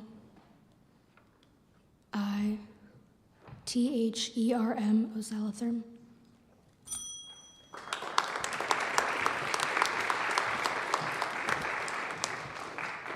Isalitherm is spelled I-S-A-L-L-O-T-H-E-R-M.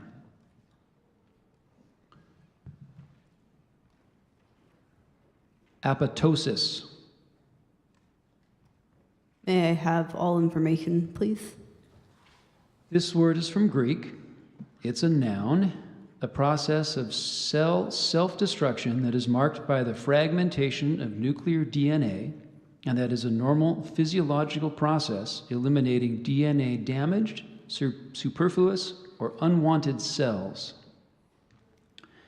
If a genetic mutation stops natural apoptosis, it can result in uncontrolled cell growth and the formation of tumors.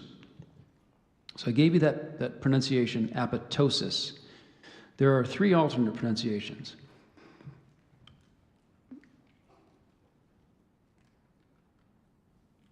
Apoptosis, apoptosis, apoptosis. Can you repeat the word again? Apoptosis. Apoptosis. A-P-O-T-O-S-I-S.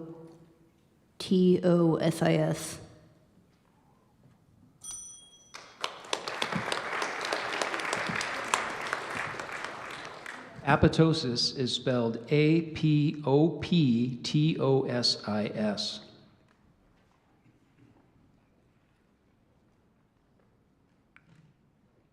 Solivagant. Could you give me all the information, please? This word is from Latin plus an English combining form. It's an adjective, rambling alone, marked by solitary wandering. During his first semester in college, Jerry took frequent solivagant walks around the campus. Are there any alternate pronunciations? They're not. Could you repeat the word? Solivagant. Solivagant. Solivigant. Solivagant.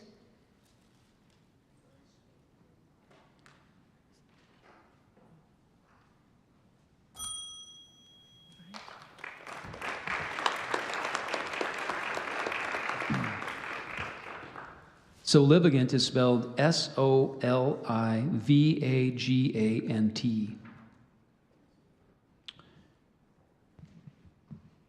Landau.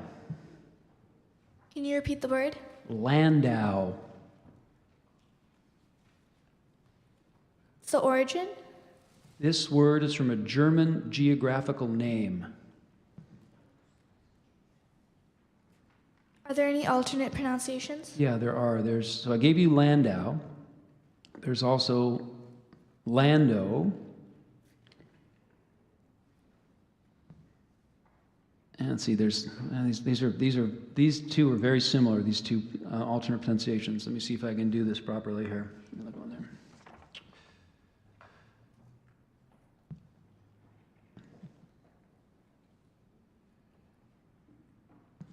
Okay, so I gave you the main pronunciation of Landau.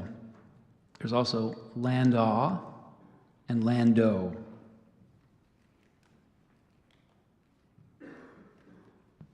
Can you repeat the word?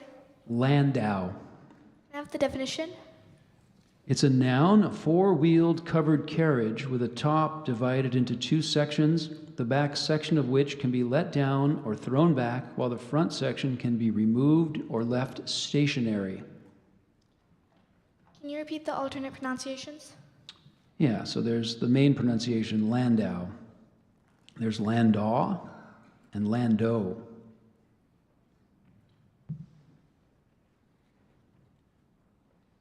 Landau. Landow. Landau.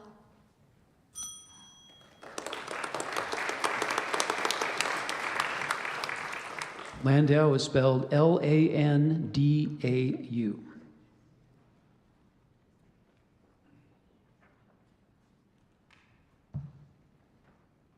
Citigerous. May I please have the definition? It's an adjective bearing or producing numerous, slender, typically rigid or bristly and springy organs or parts. Are there any alternate pronunciations? There's not. May I please have the language of origin? This word is from Latin plus an English combining form.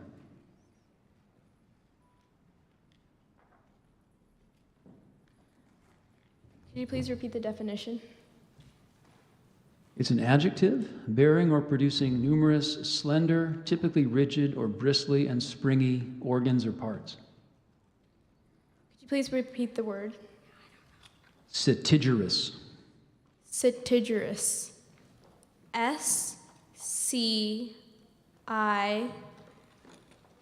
Citigerous.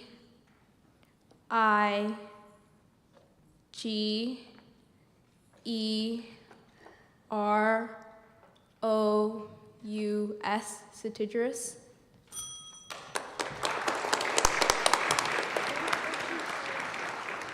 Citigerous is spelled Setigerous.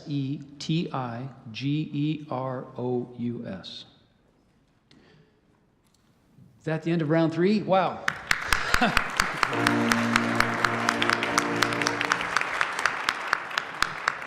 Far more exciting than any of the March Madness college basketball games. Am I right? Yes? Okay, good. All right, so we're going to go right to round 4, and I think we'll just go continue with the next word.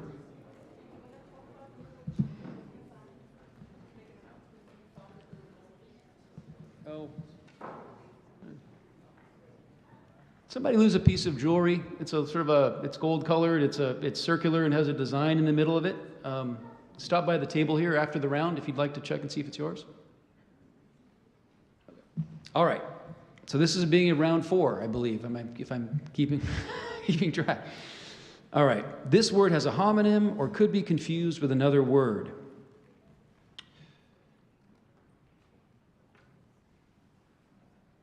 Glug. Could I have the definition, please? Glug is a noun, a Swedish hot punch made from a sweetened, highly spiced mixture of wines, almonds, raisins, and usually orange peel. Are there any other pronunciations? There's one. So I gave you glug. There's also glug. Glug. G-L-U-G. Glug.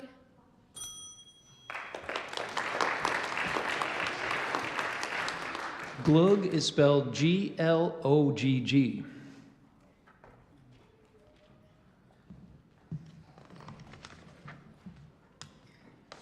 All right, this word has a homonym or could be confused with another word. The word is rasette. It's a noun, a line crossing the wrist below the palm of the hand that is sometimes held by palmists to provide additional indication of a strong or weak constitution. Can you repeat the word, please? Rasette. Any alternate pronunciations? They're not. Language of origin? Originally Arabic, this word passed through Latin and then French before becoming English. Can you use it in a sentence, please? Madame Xantha peered closely at Helen's rasette and told her she would live to be 100.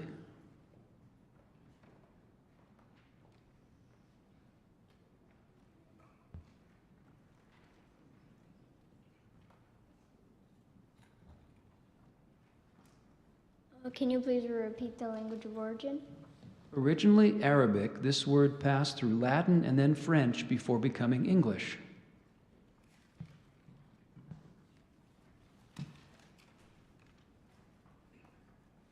Rasette. R-A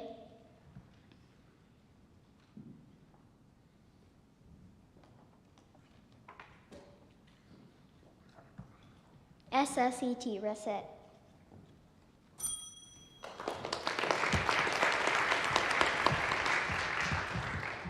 Rasette is spelled R-A-S-C-E-T-T-E.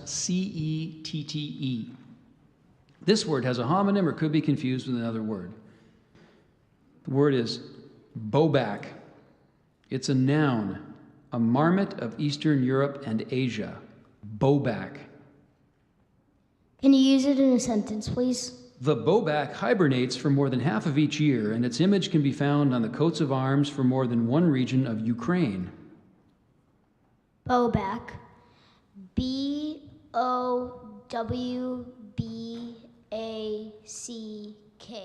Bobak.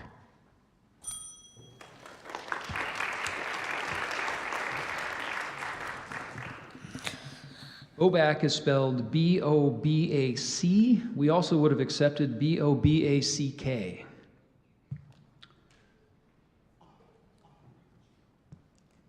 Anselmian. Can I have the definition, please? Anselmian is an adjective of or relating to the scholastic philosopher from Canterbury who lived from 1033 to 1109. Can I have the language of origin?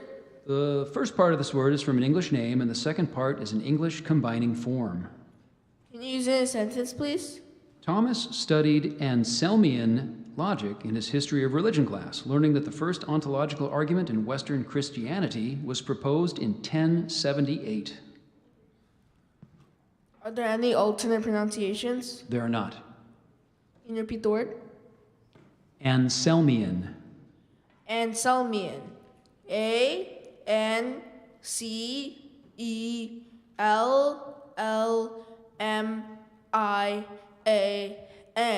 Anselmian.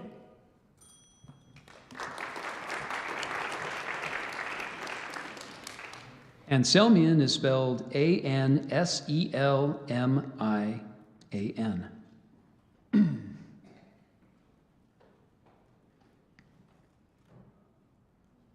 Bayadir. Would you repeat the word? Bayadir.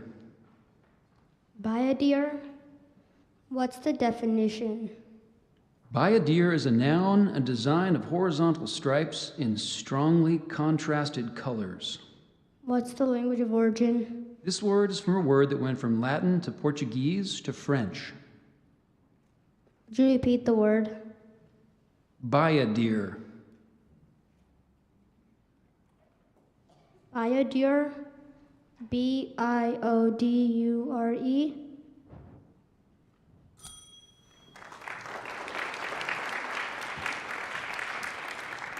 Bayadir is spelled Bayadere.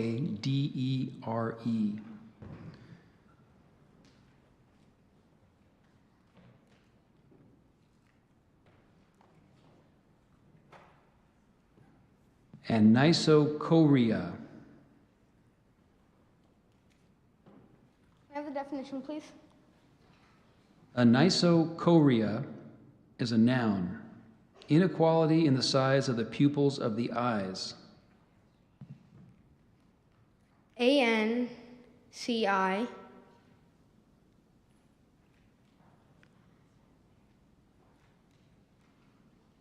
ROIPIA.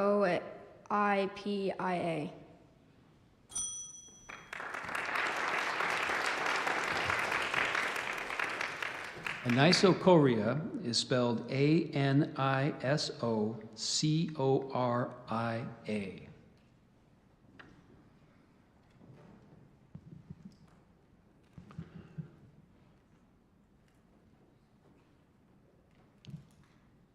Ophiolatry.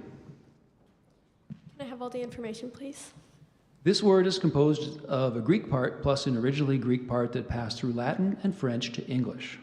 It's a noun, the worship of or the attribution of divine or sacred nature to snakes. Before the rise of monotheism, ophiolatry, in one form or another, was prevalent among ancient peoples. So I gave you that pronunciation of ophiolatry. There's an alternate pronunciation, ophiolatry. Can you repeat the word? Ophiolatry.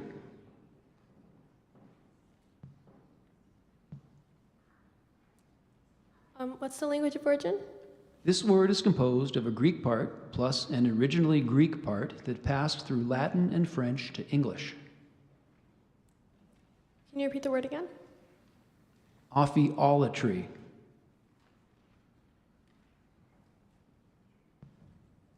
Ophiolatry. OTH.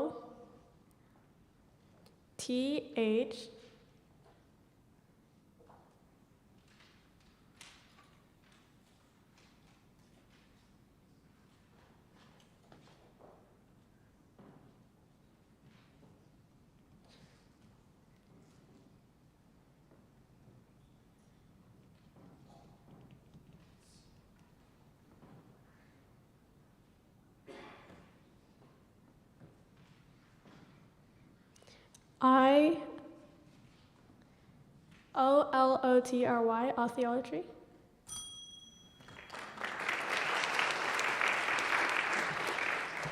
Ophiolatry is spelled Ophiolatry.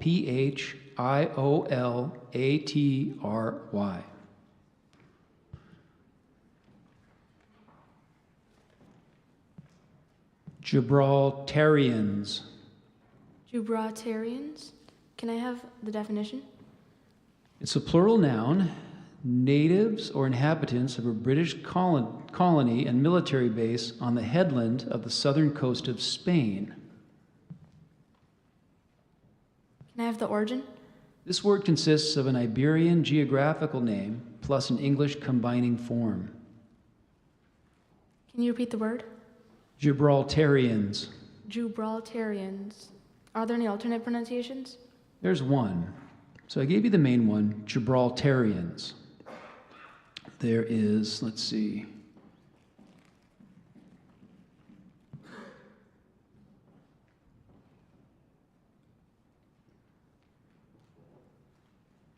They're very similar. Here, let me try again. Let me try this. So the one I already gave you, Gibraltarians. The alternate is Gibraltarians. Can you repeat those both one more time? Sure. Gibraltarians.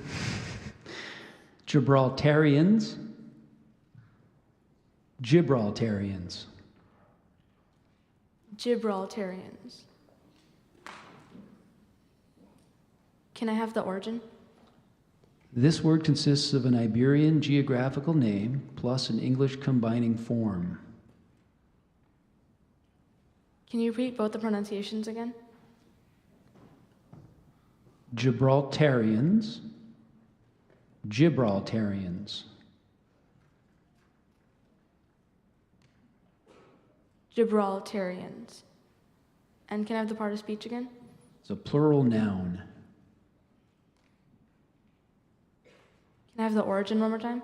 This word consists of an Iberian geographical name plus an English combining form.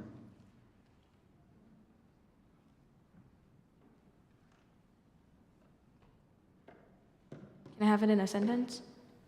Though the official language of the territory is English, many Gibraltarians speak at least one other language. Gibraltarians.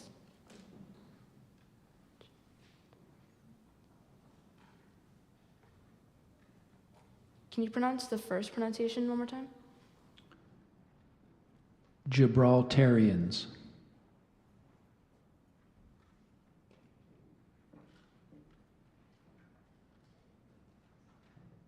Gibraltarians.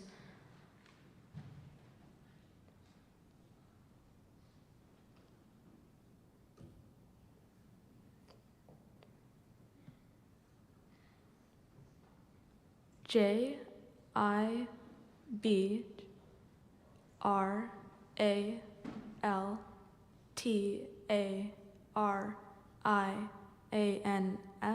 Gibraltarians.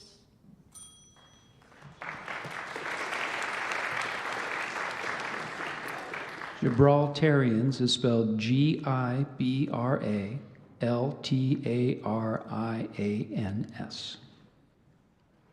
This word has a homonym or could be confused with another word. Hesperus. It's a noun. The planet Venus, as seen in the western sky after sunset, the evening star. Hesperus. Could I have all the information, please? This word passed from Greek to Latin to English. It's a noun. The planet Venus, as seen in the western sky after sunset, the evening star. In antiquity, Hesperus was the evening star and Phosphorus was the morning star. But later astronomers discovered that both were the planet Venus.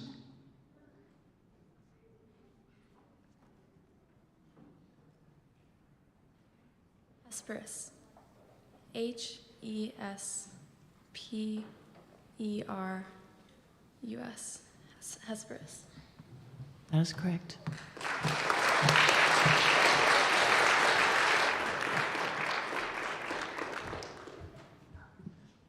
This word has a homonym or could be confused with another word. The word is Beulah.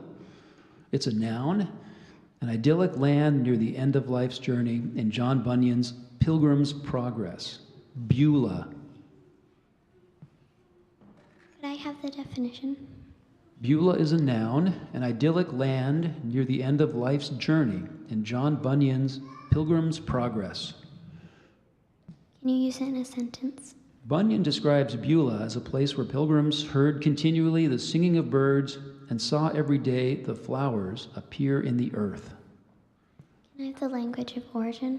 There is no origin given for this word in our dictionary. Beulah. B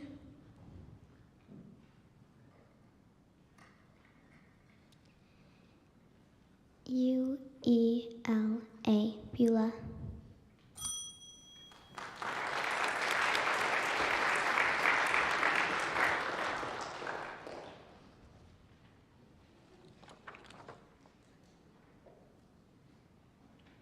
All right.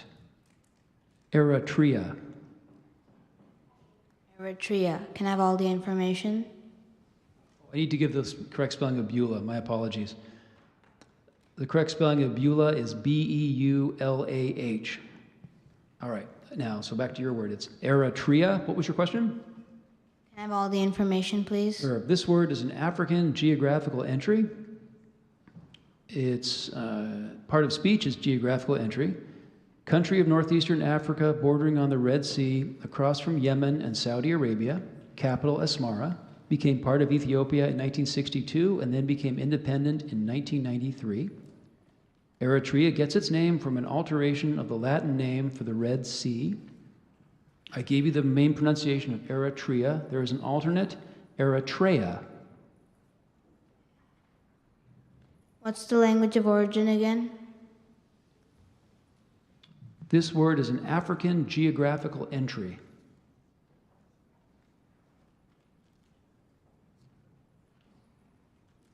Please use it in the sentence.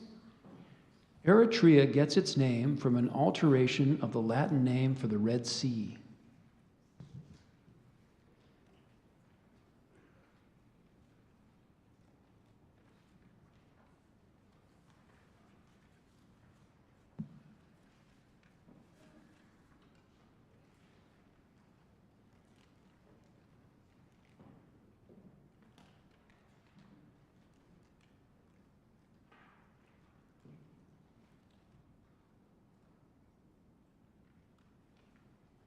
Eritrea.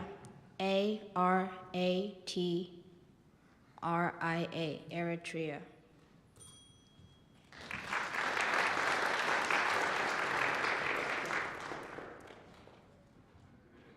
Eritrea is spelled Eritrea.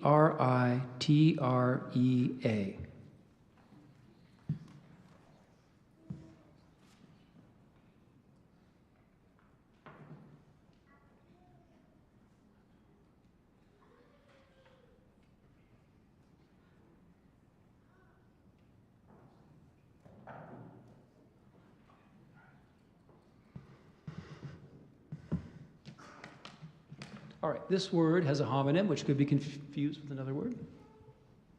Judges, we're still in round 4, correct? Okay.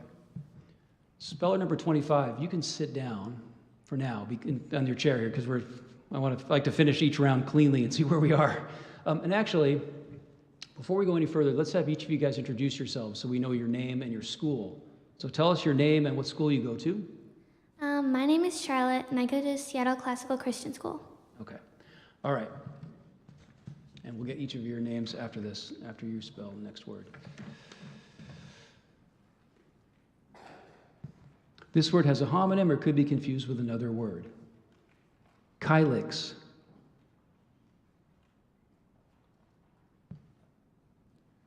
Could I get all the information? This word is from Greek. It's a noun, a drinking cup that has 2 looped handles on a shallow bowl set upon a slender center foot. The museum displayed a kylix from the classic Athenian period depicting nymphs in a forest. I gave you the pronunciation of kylix. There's an alternate pronunciation of kylix.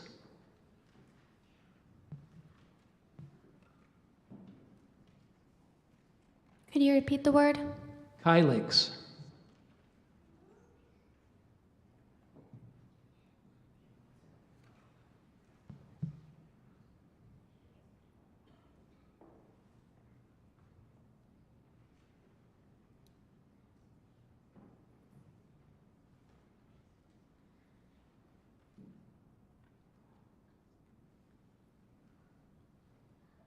Kylix.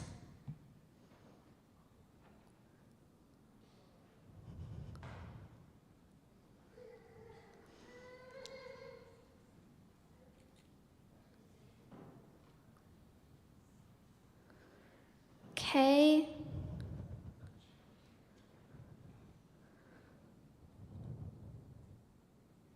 Y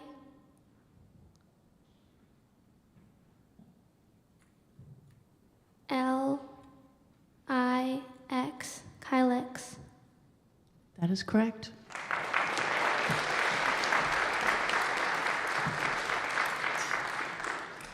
Speller 37, tell us your name and where you go to school.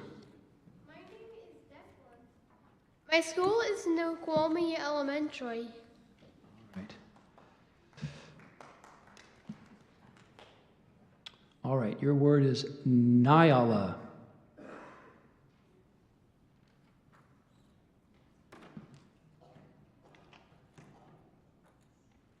Nyala.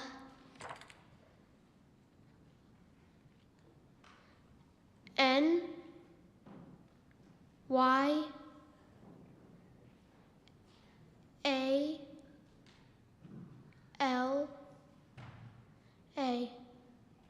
Nyala. That is correct. Why don't you guys come and sit in the front, in the middle of the front row here. That's where the three of you sit in the front row. That concludes round 4, I think. Yeah, so let's have a big round of applause. That was a tough round.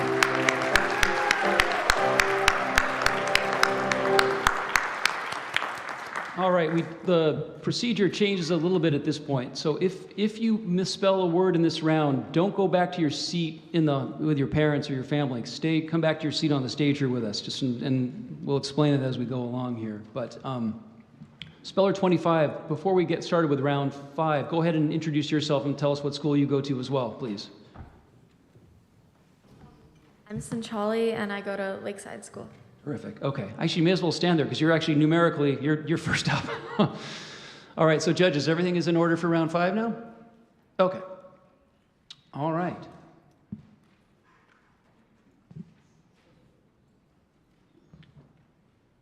Kubong. Can I have the definition? It's a noun, a flying lemur. Have the origin?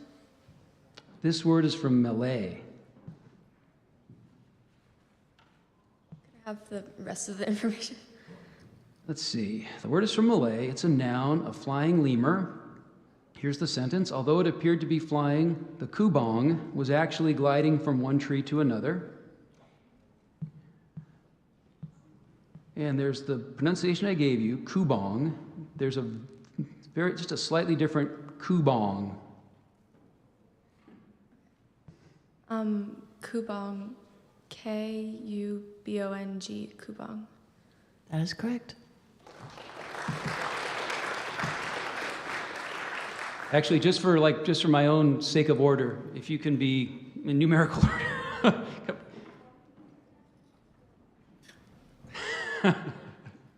And then just so it goes in numerical order, so my head doesn't hurt. All right.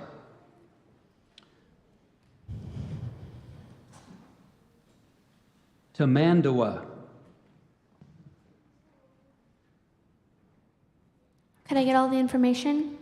This word is from Portuguese, which took it from tupi. It's a noun, either of two semi-arboreal anteaters of Central and South America that are light tan to brown with a large black band on the sides of the body, have a nearly hairless prehensile tail, and feed on ants, termites, and sometimes bees. And I gave you the pronunciation of tamandawa. There's an alternate of,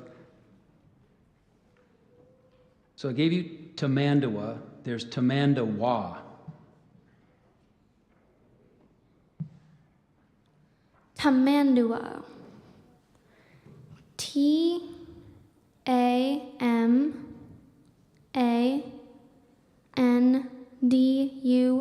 Tamandua. That is correct.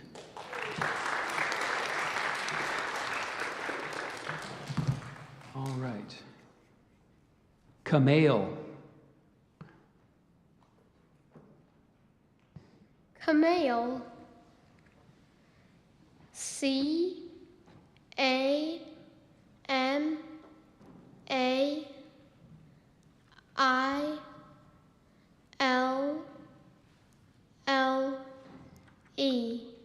Camale.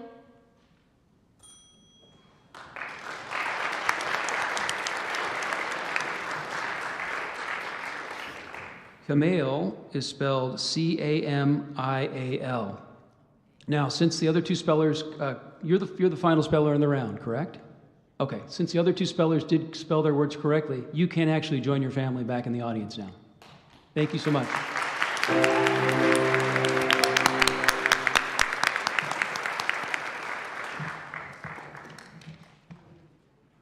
That was Declan, right? Yes, nice job. Okay, so now we go to round 6. The rounds go much faster when we get to this part of the B. All right. Let's have our first speller up at the microphone for round 6. And again, if you misspell a word, just return to your seat on the stage here. And tell us your first name again. Pronounce it for me. Sanchali. Sanchali, you go to Lakeside. All right.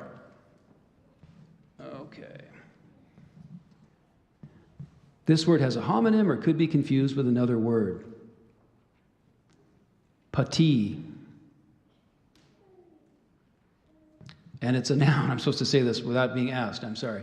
Pati is a noun, a covering for the leg from ankle to knee consisting of a narrow cloth wrapped spirally around the leg or a fitted leather legging secured by a strap, catch, or laces. Pati. Can I have all the information, please? Yeah, this word passed from Sanskrit to Hindi. It's a noun. It's a covering for the leg from ankle to knee consisting of a narrow cloth wrapped spirally around the leg or a fitted leather legging secured by a strap, catch, or laces. The pati was once part of the uniform of foot and mounted soldiers in several armies. And I gave you the pronunciation of pati. There's also puti and putty. So let me do that again. So we have pati, the first one I gave you. There's puti, and there's putty. Pati, P-U-T-I, pati.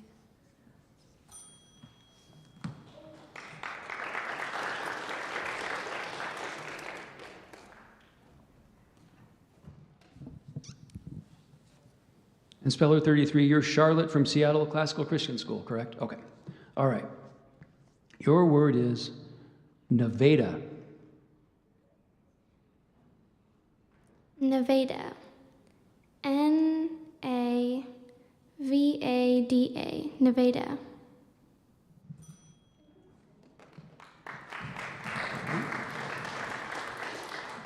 I need to give you the correct spelling of pati, don't I? Let me go back. Okay. Pati is spelled P-U-T-T-E-E. Nevada is spelled N-A-V-E-T-A.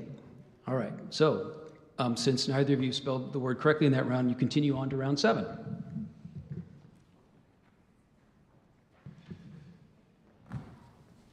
All right. This word has a homonym or could be confused with another word.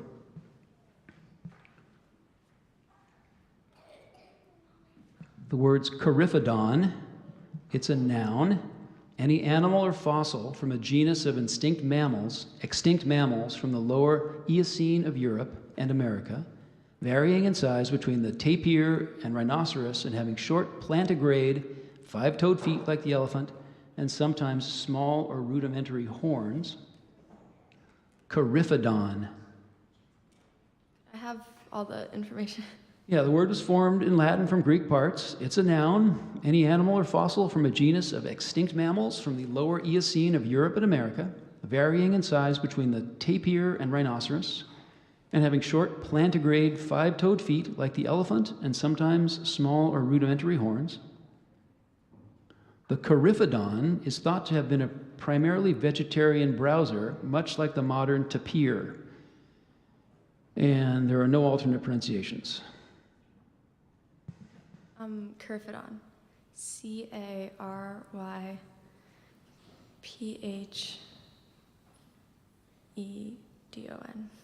Coryphodon.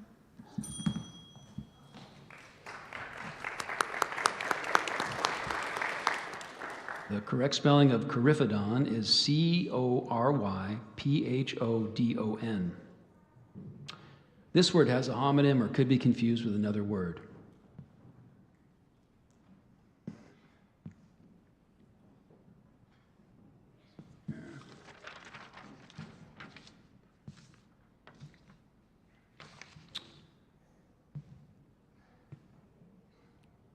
Sciuromorph. It's a noun, one of a suborder of rodents comprising relatively large, more or less primitive forms, as the squirrels, marmots, gophers, and beavers. Sciuromorph. Can I get all the information? Yeah, this word consists of originally Greek parts. It's a noun, one of a suborder of rodents comprising relatively large, more or less primitive forms, as the squirrel, marmots, gophers, and beavers. In urban areas, the most common sciuromorph is the squirrel. Sciuromorph. S-Y...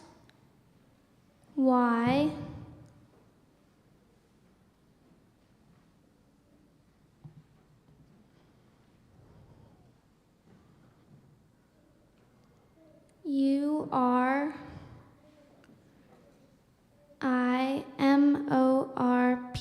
Sciuromorph.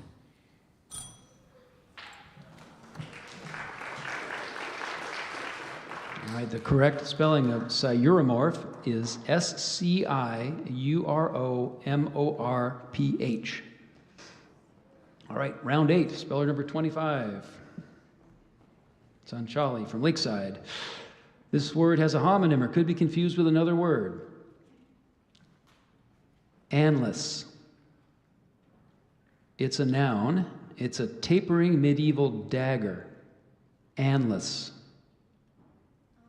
Could I have all the information? Yeah, this word went from Germanic-derived French to English. It's a noun, a tapering medieval dagger.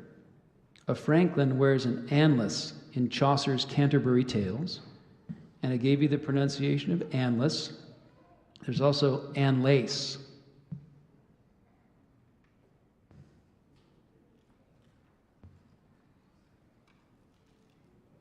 Anlace.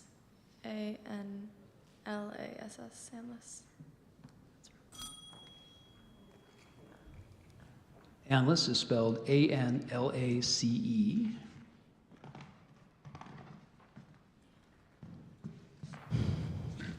This word has a homonym or could be confused with another word.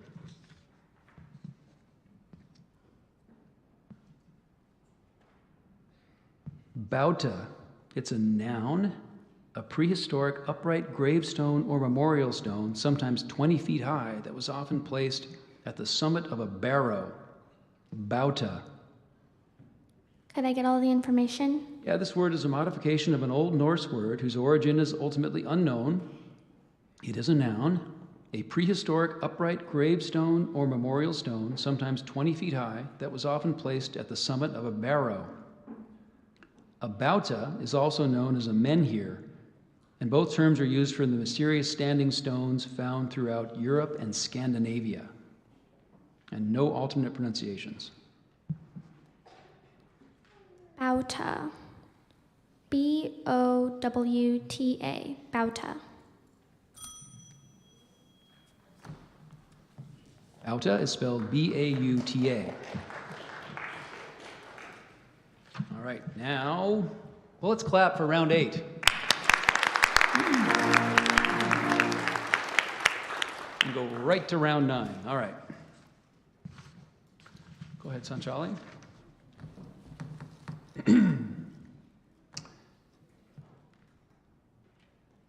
Clepsydra. Could I have all the information, please? This word is from an originally Greek word that passed into Latin. It's a noun, an instrument designed to measure time by the fall or flow of a quantity of water. Carey designed and built a clepsydra for his science project. Okay, clepsydra. C-L-E-P-S-H-Y-D-R-A. Clepsydra.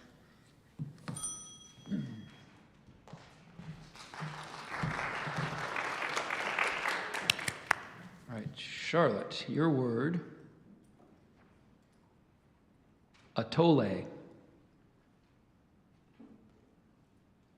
Could I get all the information? This word went from Nahuatl to Spanish. It's a noun, cornmeal that is cooked and eaten as mush or that is drunk as a thin gruel. Atole is still a common drink in Mexico and is mainly served with sweet flavorings such as fruit, vanilla, and chocolate. Atole. A-T-O-L-E. Atole. That is correct. Now, wait. The way the rules work, you have to spell the next word in the list correctly. It's a round of just you in it. So this is round 10. So don't go anywhere, Sanchali. Okay, the word is ounsel. Could I get all the information? Yeah, this word came to English from a French word, which perhaps took it from a Latin-derived Italian word. It's a noun, the medieval English balance for weighing or a weight used in medieval England. In the television program's historical reenactment, the merchant weighed the cut of meat on an ounsel before asking for payment. And there's an alternate pronunciation. So I gave you ounsel. There's also onsel. Ounsel. O-U-N-C-I-L.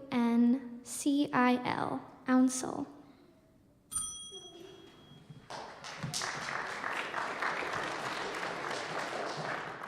The correct spelling of ounsel is A-U-N-C-E-L. All right, so now we go to round 11, and everybody's back in. Okay, so let's see. So this is being around 11, and this is Sanchali again, and your word is fogon. Fogone, my mispronunciation. Fogone. This word is from Spanish, which took it from Latin-derived Catalan. It's a noun, a corner-set fireplace found in Indian and Spanish-American architecture in the southwestern United States. Sarita likes baking bread and pizza in her family's fogone.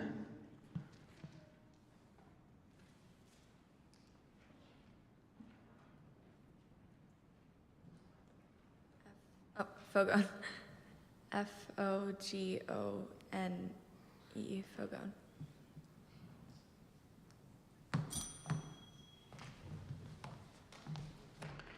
Fogone is spelled F-O-G-O-N.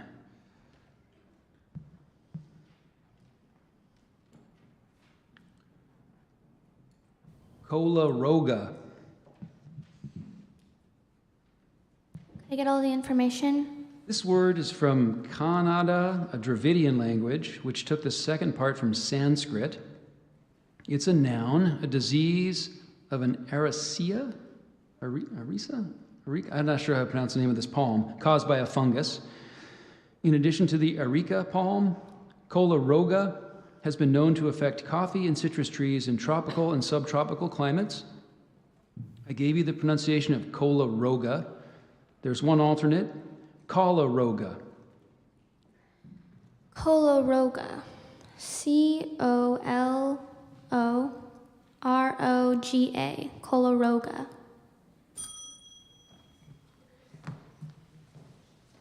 Colaroga is spelled K-O-L-E-R-O-G-A. All right, now we go to round 12.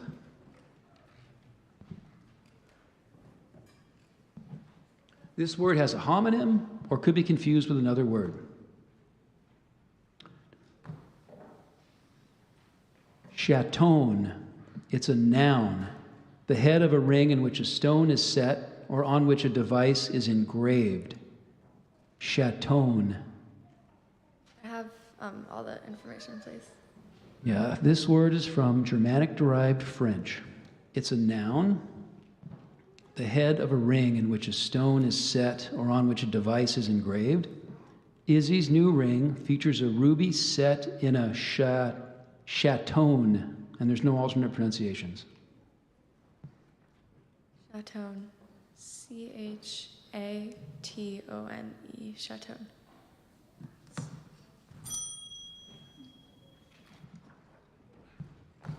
Chaton is spelled C-H-A-T-O-N.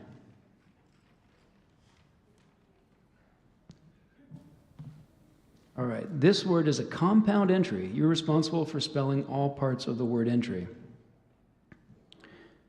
Okay.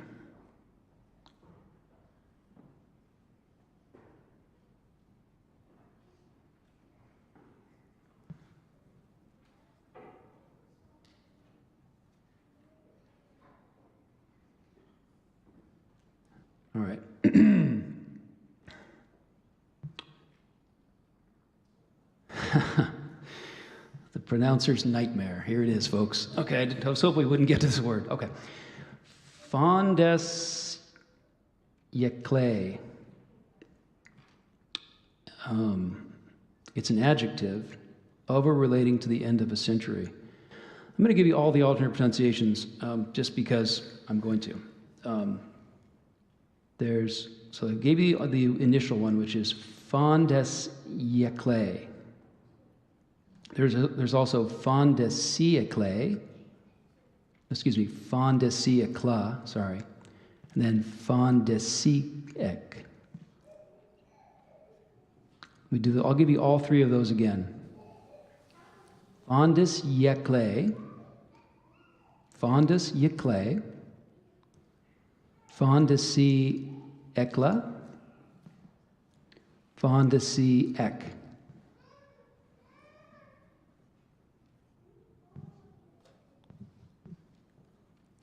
Fondesieclay. P-H-O-N-D-Y-E-S-Y-C-L-E.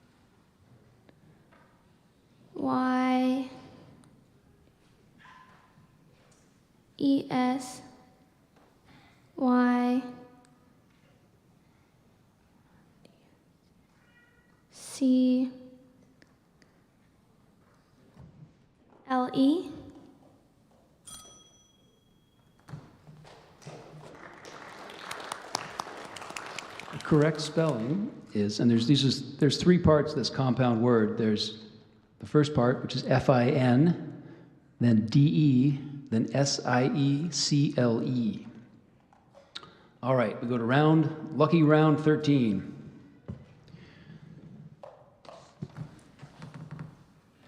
All right, son Charlie, here we go. Your word is Aubusson.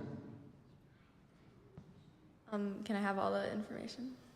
This word is from a French geographical name. It's a noun, a tapestry woven originally in the 16th century, noted for its figure and scenic designs and used for wall hangings and upholstery. The museum's exhibit of tapestries included a hand-woven aubusson with a bucolic scene.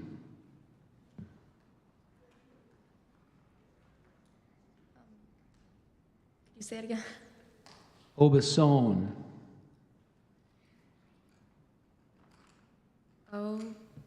Aubusson. O-B-E-S-O-N-N-E. Aubusson is spelled A-U-B-U-S-S-O-N.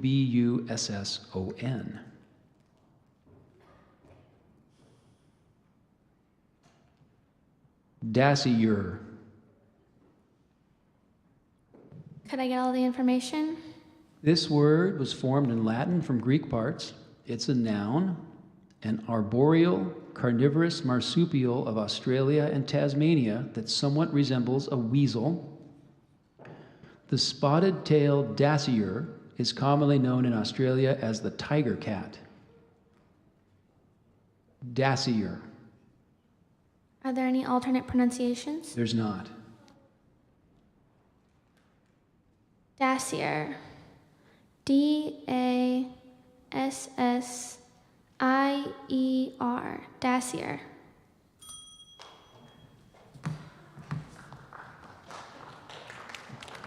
The correct spelling of dacier is D-A-S-Y-U-R-E.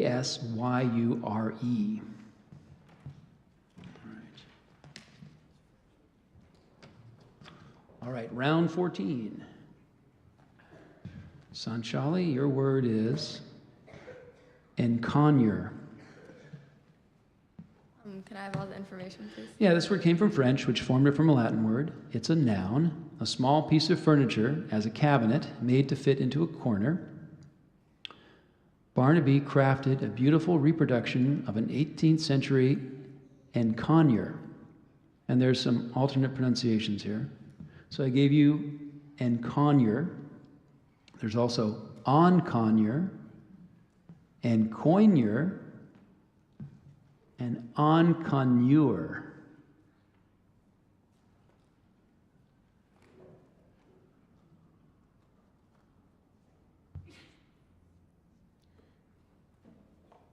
Encoignure. E-N-C-O... Wait, sorry, could you repeat the word? Encoignure. Encoignure. E-N-C-O-N-N-U-R-E.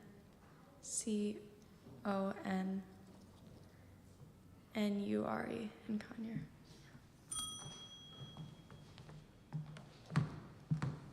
The correct spelling of encoignure is E-N-C-O-I-G-N-U-R-E.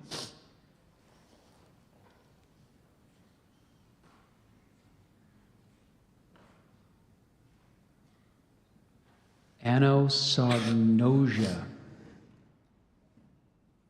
Can you repeat the word? Anosognosia. Could I get all the... Yeah. This word was formed in French from originally Greek parts. It's a noun. In medicine, an inability or refusal to recognize a defect or disorder that is clinically evident. Holly's grandmother had anosognosia as a consequence of dementia, which meant she didn't understand why she couldn't remember things. So I gave you the pronunciation of anosognosia. There's also anosognosia. I'll do those both again. Anosognosia, anosognosia.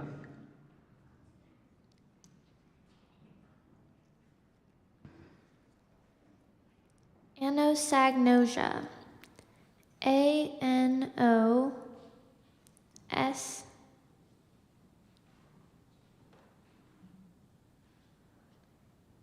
A G N O Z H I A. Anosognosia.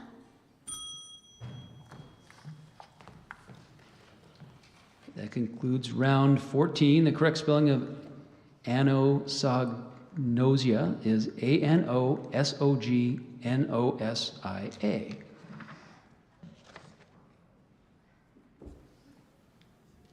A certain number of words left, at which point we actually will go to a written test if we still need to do a runoff. But we're not quite there yet. So here it is. Round 15. All right. Sanchali, your word is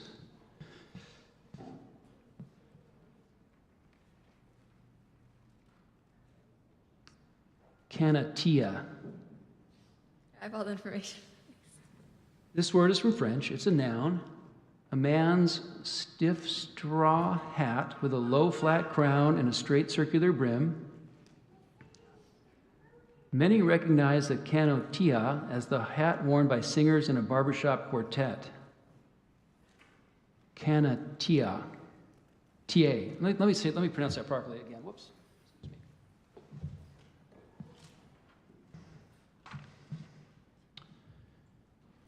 Canatier. Canatier.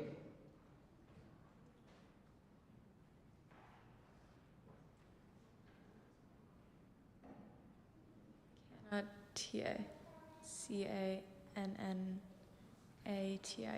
Canatier.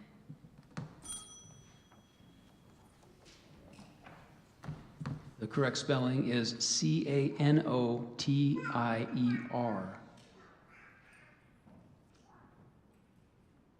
Gesso. Gesso. G-E-S-S-O. Gesso. That is correct.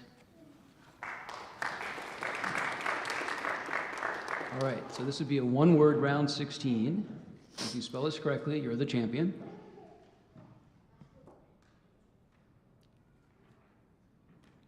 Catalanarian.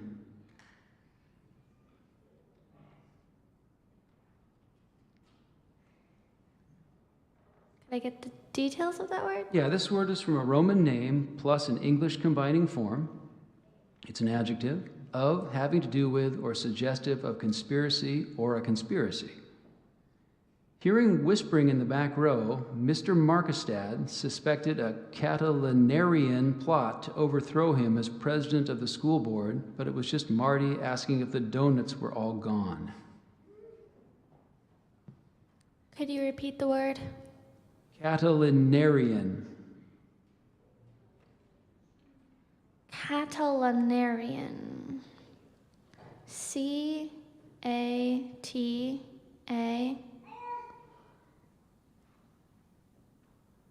L-A-R-E-A-N.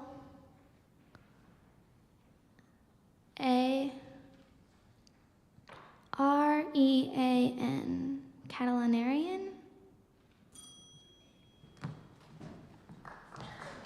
The correct spelling is Catalinarian. All right, we go to round 17. This word has a homonym or could be confused with another word. Domain. It's a noun, the land attached to a mansion or country house, also the house and land together. Domain. The rest of the information, please. Yeah, this word is from a French word. It's a noun, the land attached to a mansion or country house, also the house and land together. The Earl vowed to defend his domain at any cost. There's some alternate pronunciations. I gave you domain. There's also demane and demene.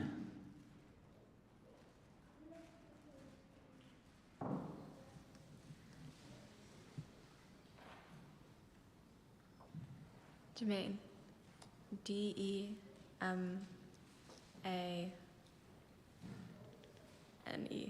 Domain.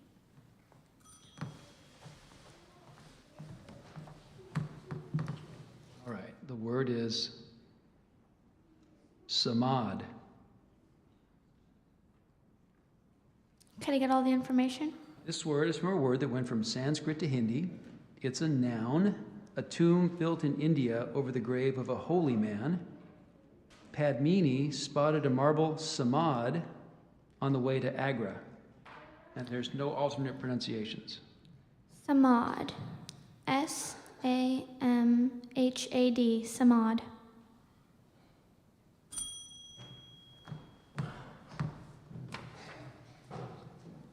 So we go to round 18.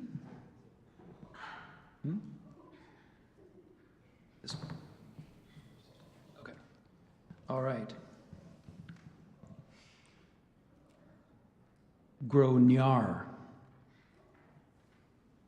I have all the information, please. This word came from French, which formed it from a Latin word. It's a noun, an old soldier. At age 21, Pascal considers himself a grognard among the up-and-coming teenage video game warriors. And there's no alternate pronunciation.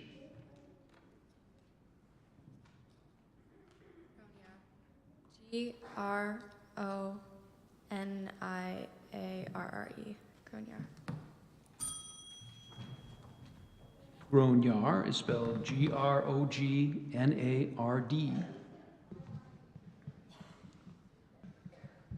All right, this word has a homonym or could be confused with another word. Ersted, it's a noun.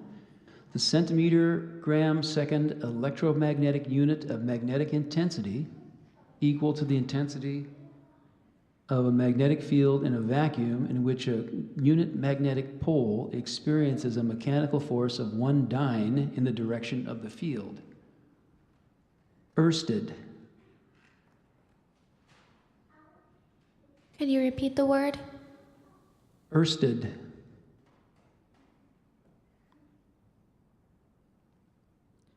Ersted. E-R-S-T-E-A-D.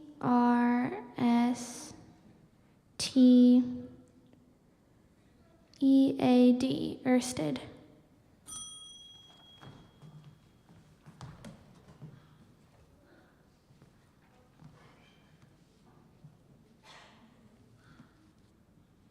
Concludes the words we have available to us and before we shift to the written runoff. because we only have 2 words left and we need 3 if we were going to do a full round. We need to do 2 more rounds, so I think that concludes where we can do this part. First of all, the correct spelling of Oersted, O-E-R-S-T-E-D. So that concludes round 18. Big round of applause.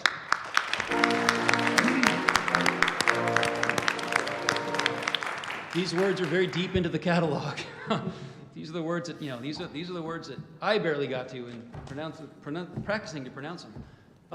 Barbara, how do you want to do this? You want to actually do this on the stage, or you're going to make me say these words in front of all these people? Okay, great. I think people probably want to hear the words. What's that? Probably want to hear the words. Yeah.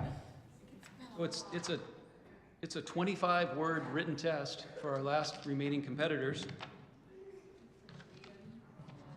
And you're welcome to stay, of course. We love having company for spelling bee. But you guys sit pretty far apart, yeah. I'll be proctoring the exam as well. No, I'm not proctoring the exam. All right.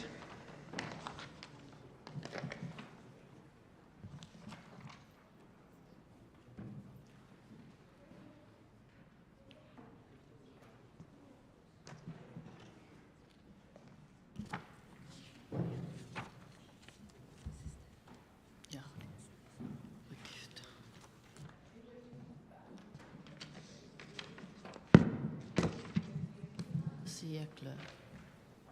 Can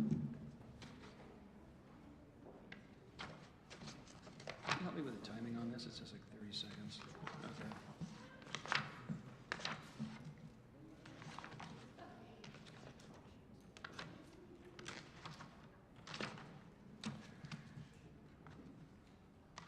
So we start with 476, right? Yeah, okay. This is a relatively recent addition to the whole spelling bee rules canon, so we've never done this before, but.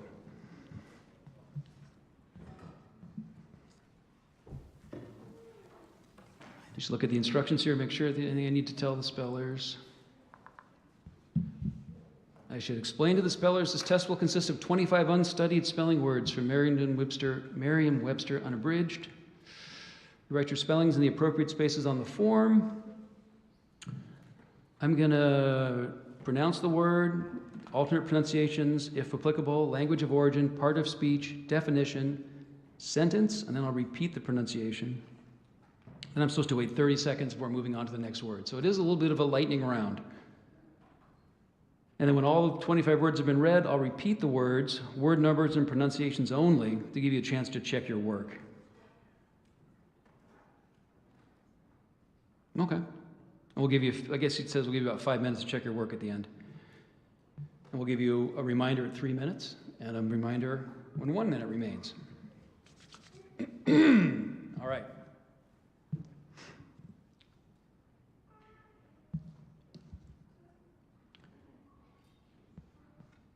So this is officially round what, 18? 19? Okay. Where's my instructions? Here we go.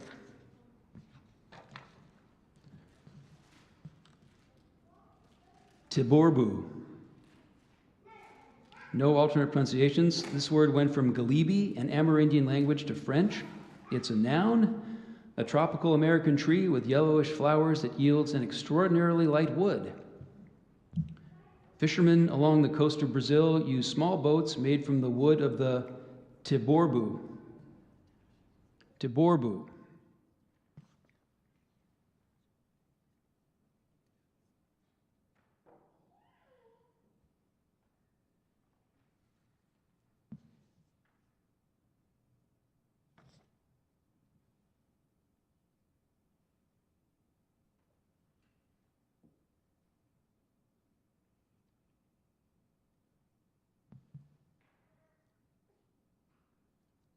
All right.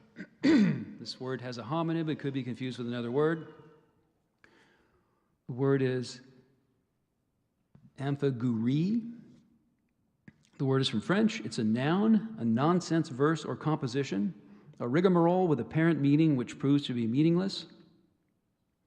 Any amphigourie that makes too much sense must reverse itself avert its shelf, fly back through a dandelion tube, and give up the goat. Only then will it be itself again. Amphigourie.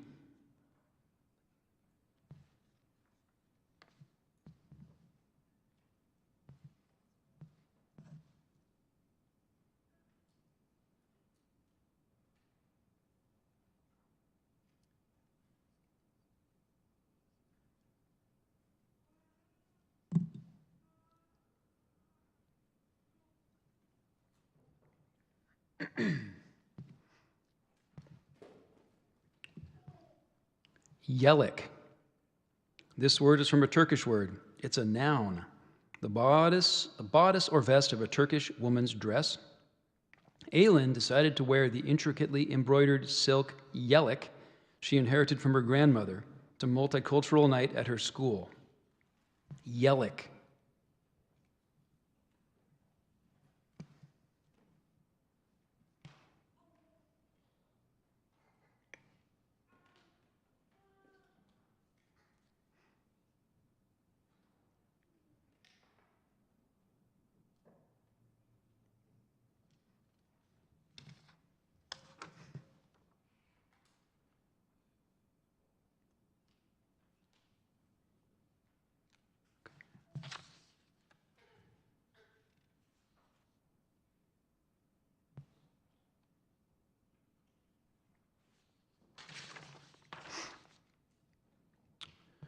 Brötchen.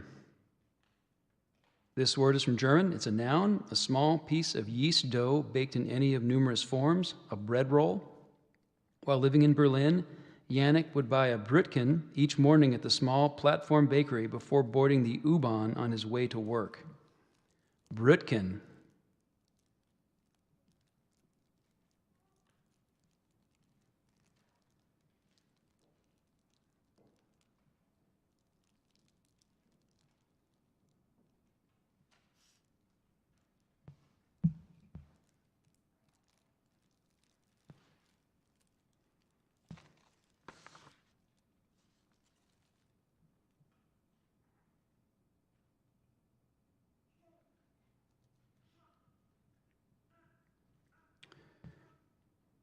Eel-Europodus. Alternate pronunciations: Eel-Europodus, L-Europodus. This word is from originally Greek parts in an English combining form. It's an adjective having feet with retractile claws like those of a cat. Ginny's impressive velociraptor costume has Eel-Europodus feet. And the three pronunciations again: Eel-Europodus, Eel-Europodus, L-Europodus.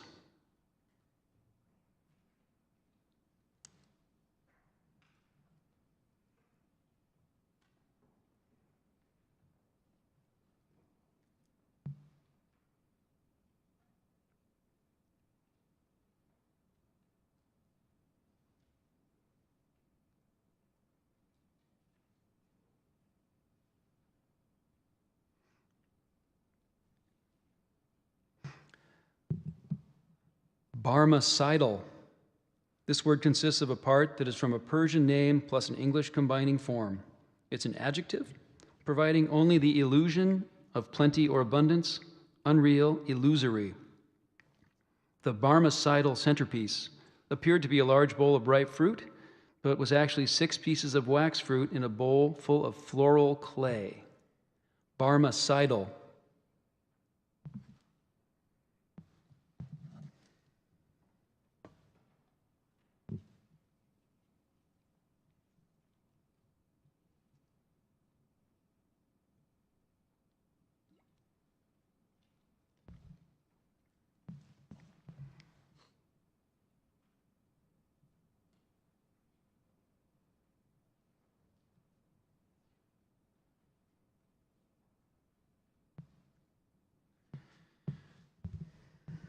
This word has a homonym or could be confused with another word. Saramaccan. This word is from a geographical name in Suriname. It's a noun, an English-based Creole language of Suriname. Saramaccan is unusual compared to other Creole languages in being extremely unlike English and drawing most of its syntactical patterns from African languages. Sarah Mackin.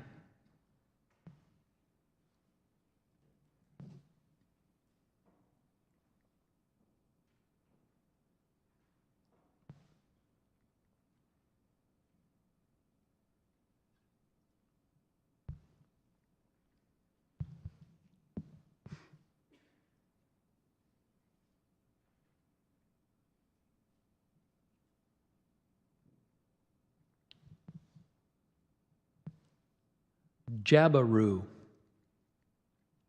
This word went from Tupi and Guarani to Portuguese. It's a noun, a large stork of tropical America. The jabiru is 5 feet tall when standing and has an 8-foot wingspan. Jabiru.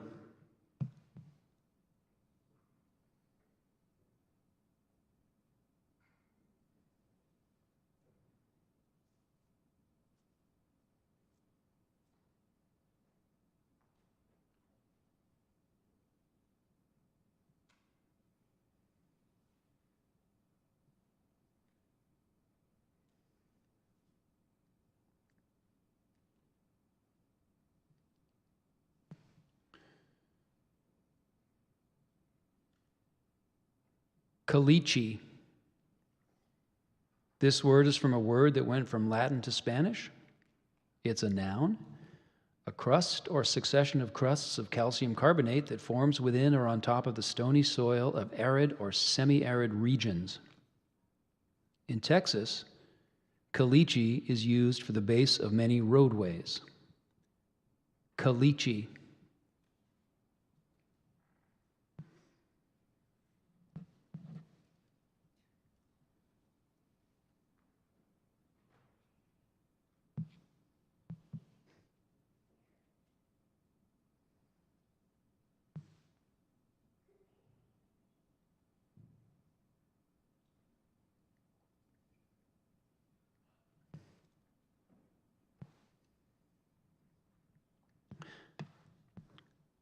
Aiguille.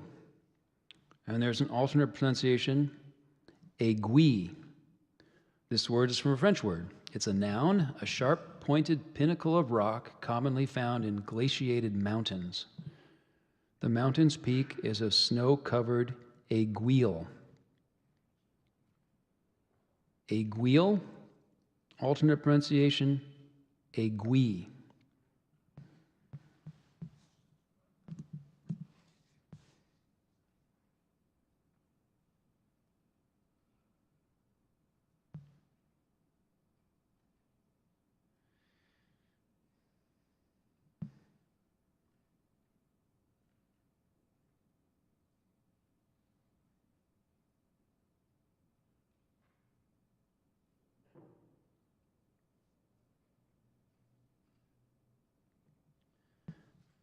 Vichyssoise, which has some alternate pronunciations, Vichyssoise, and Vichyssoise, Vichyssoise. Let me do those again.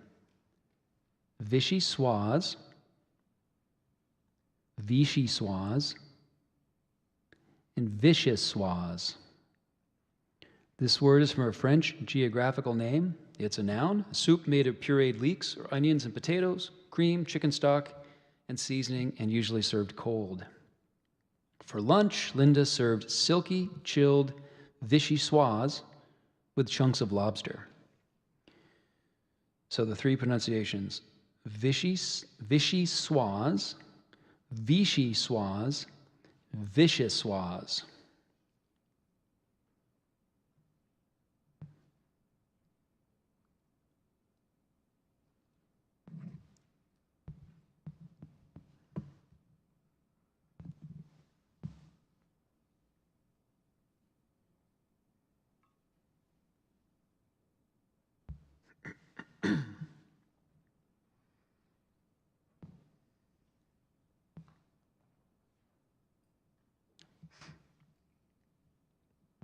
Epirema.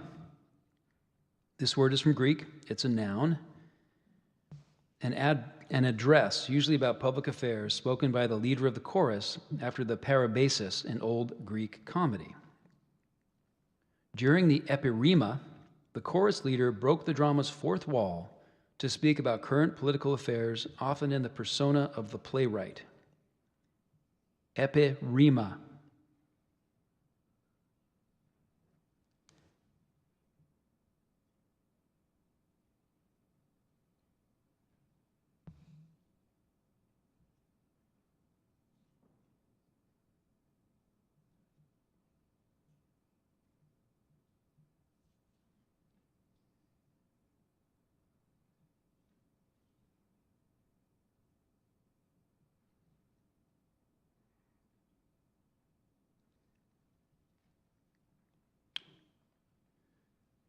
Galliangy. Alternate pronunciation, Galliungy. This word is from an originally Spanish word that passed into Italian and then into Turkish. It's a noun, a Turkish sailor. The Galliangy jumped ship at the busy port in order to escape a brutal captain. Galliangy, Galliungy.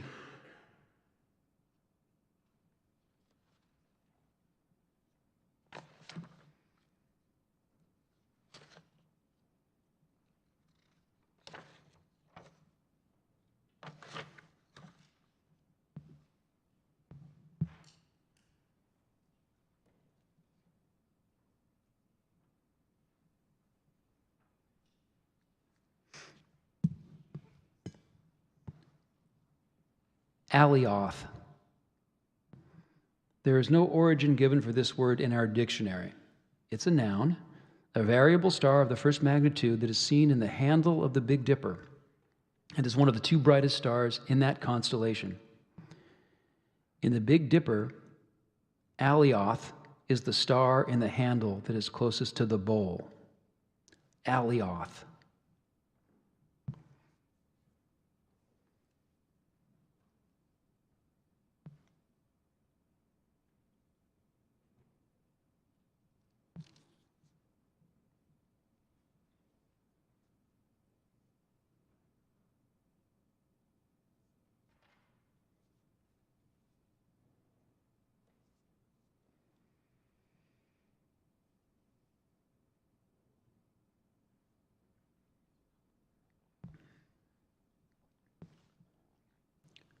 Xylitol, alternate pronunciation, xylitol. This word is formed from a Greek word plus forms originally from Greek and Arabic. It's a noun. An optically inactive, sweet, crystalline polyhydroxy alcohol that is found especially in the dogfish, in the leaves of the coconut palm, and in flowering dogwood. Xylitol, which has been shown in experiments to reverse memory deficits in mice, has been investigated as a treatment for Alzheimer's disease. Xylitol, xylitol.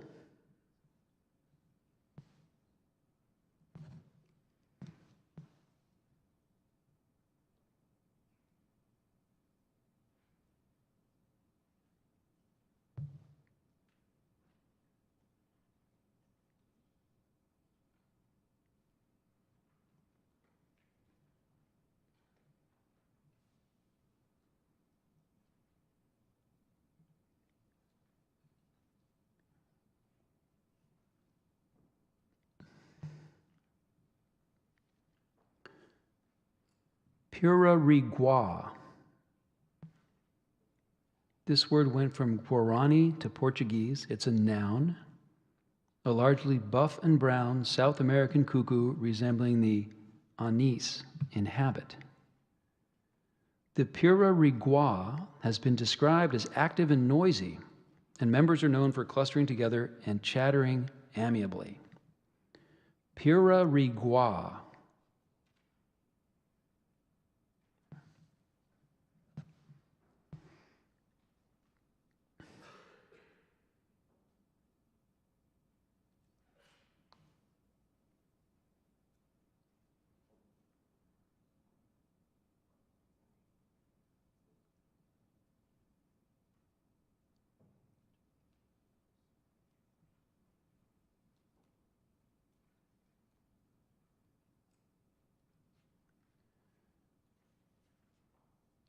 Calommier. This word is from a French geographical name. It's a noun, a small mold-ripened, fresh or cured brie cheese. Good Calommier has a nutty flavor and is an excellent choice for an after-dinner cheese. Calommier.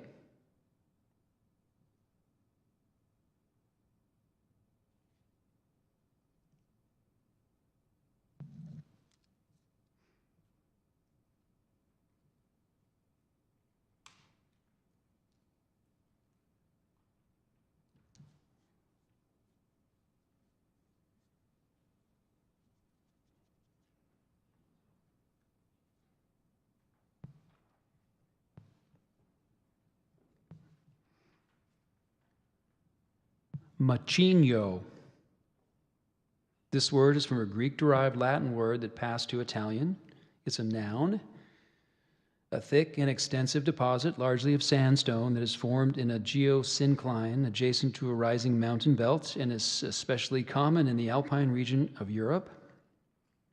The geologist analyzed samples of the Macigno to determine when the rock was formed. Macigno.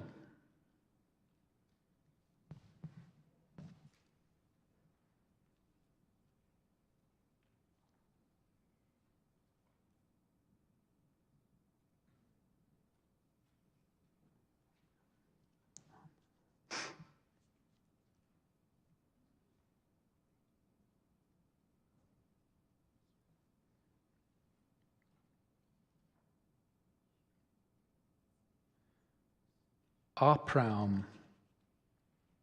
This word is probably an alteration of a word that went from Latin to French to English.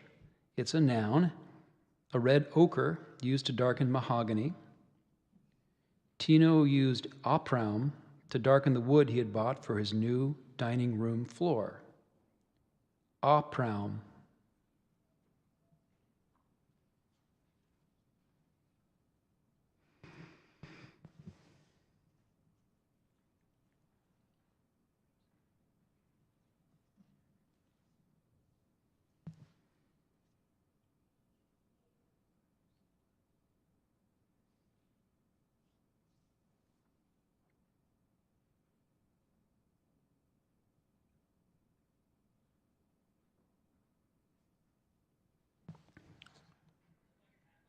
Tustla.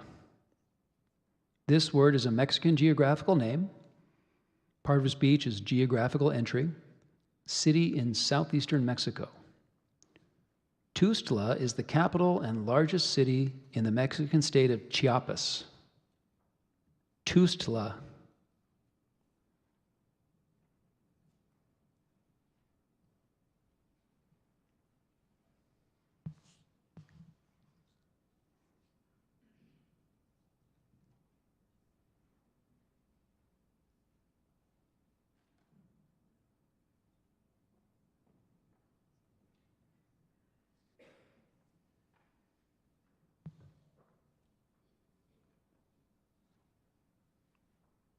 Drottgefate. This word is from Old Norse. It's a noun, an old Icelandic verse consisting of a stanza of 8 regular lines with a complex pattern of internal and terminal rhyme, alliteration, and especially alternation of consonants with full rhyme at the ends of lines. The Drottgefate was the major form of court poetry in the medieval Norse world, glorifying the doings of both the living and the dead. Drottgefate.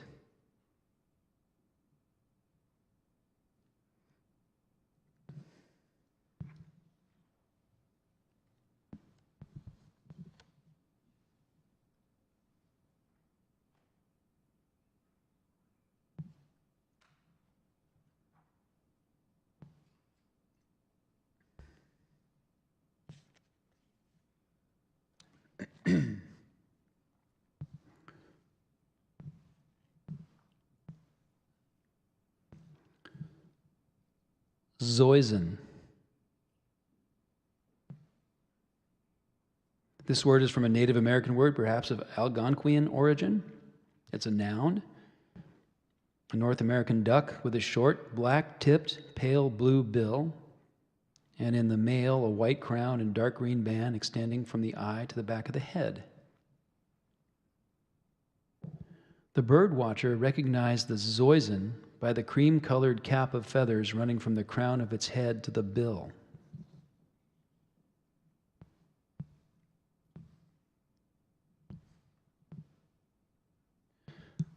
Zoysin.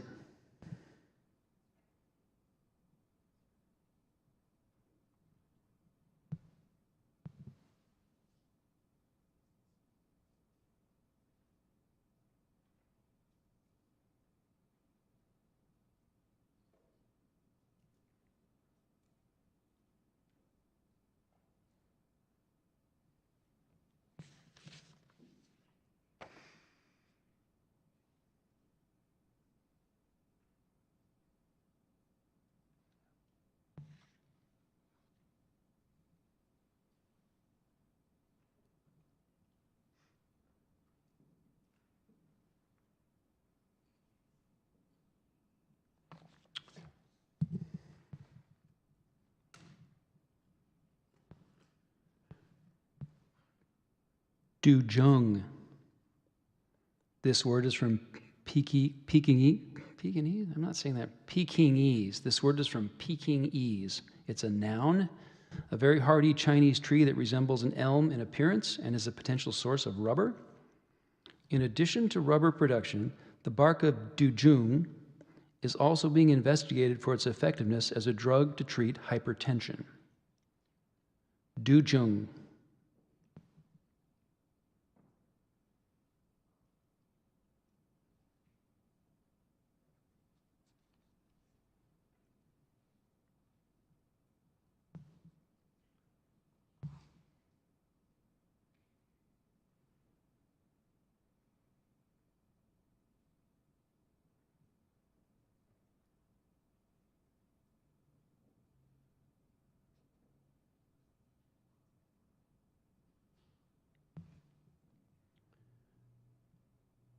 Spilogally. This word was formed in Latin from Greek parts. It's a noun, a genus of mammals comprising the little spotted skunks. Knowing she could not introduce a member of Spilogally into her home due to the smell, Henrika made a spotted skunk stuffy for herself. Spilogally.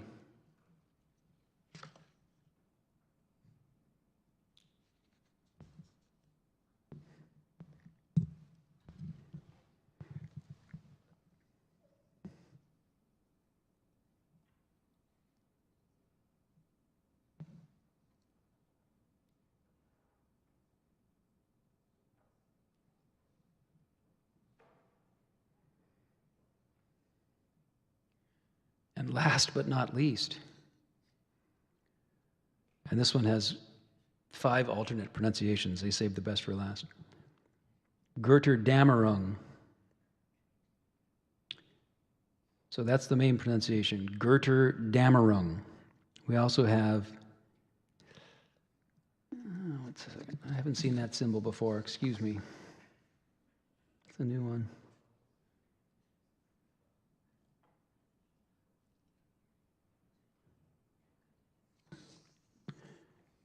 Götterdämmerung, Getterdämmerung, Gotterdämmerung, Götterdämmerung, Götterdämmerung. And I get to say those, I think, 3 more times. What? Oh. Well, no, I know, but this is English German, though. So this is like, that would be unfair. Because, I mean, there's 6 options they give. This word is from German. It's a noun, the stage or process of collapse and dissolution as of a political or social order, typically attended by catastrophic violence and disorder. Because Merriam-Webster is the authority on the German language when it's pronounced in the United States. Fearful that his Götterdämmerung had arrived at last, the dictator made secret plans to leave the country. So I'll now say those 6 pronunciations. And I'll say them again in a few minutes when we go through the list. Okay, so we have Götterdammerung, Getterdammerung, Getterdammerung, Gotterdammerung, Götterdammerung, and Götterdammerung.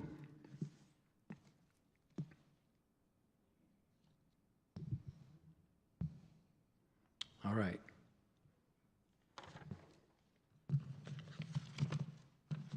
So now, in just a few seconds, we'll go back through the whole list, and I'll say each word once, each pronunciation once, and the number where it should be in your... The numbers are different. I have different numbers, but I'll get... I think I can figure it out. Okay. How much time do they want me to give between them here? Okay. Here we go. All right, so I'll read through the entire list, just pausing briefly between each word.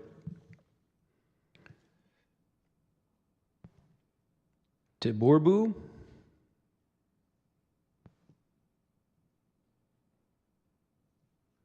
Amphaguri,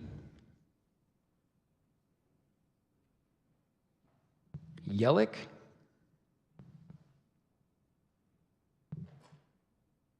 Britkin,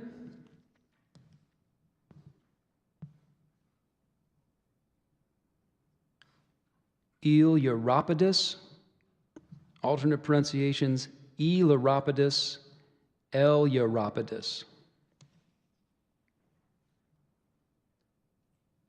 Barmacidal,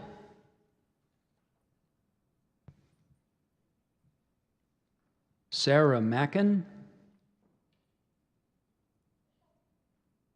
Jabiru, Kalichi, Aguil, alternate pronunciation, Agui, Vichy Swaz, alternate pronunciations, Vichy Swaz, Vicious Swaz.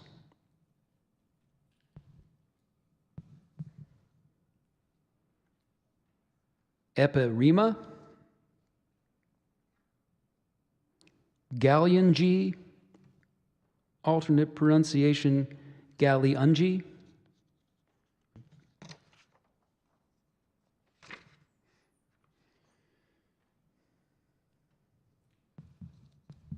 Alioth,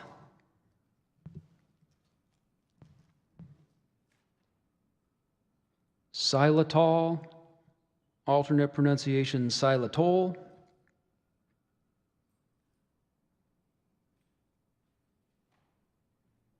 Pirarigua,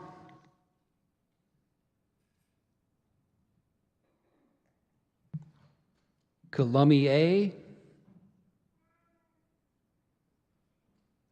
Machinho,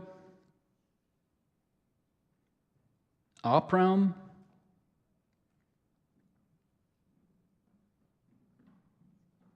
Tustla, Drohtfate, Zoisen,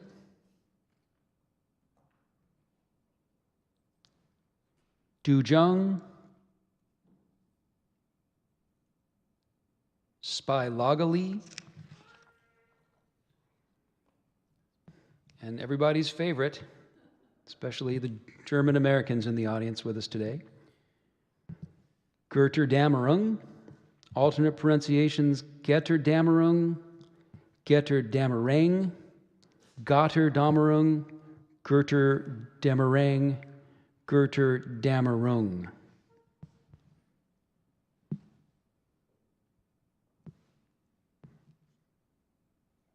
We'll give you 5 minutes or so to finish up, and we'll give you notice at 3 minutes and notice again at 1 minute. And audience, thank you for sitting tight with us today. It's nice to have you here for this.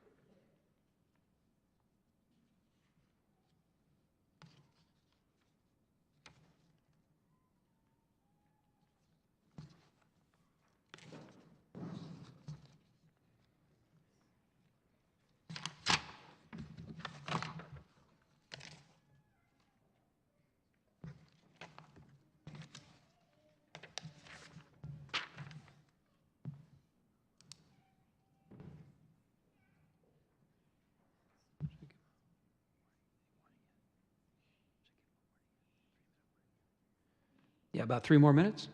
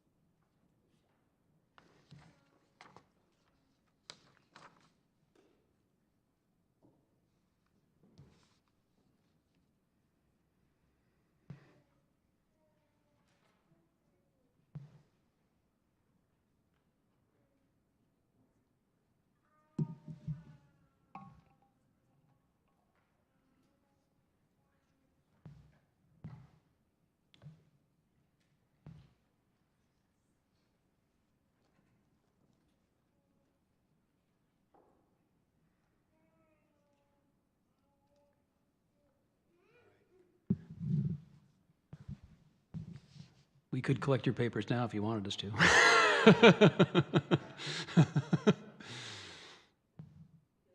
right. Yep.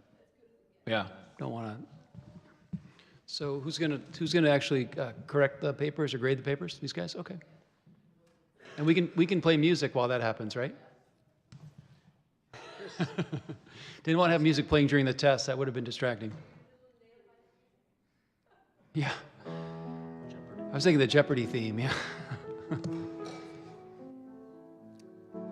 Or the Gotterdammerung theme. However it's pronounced.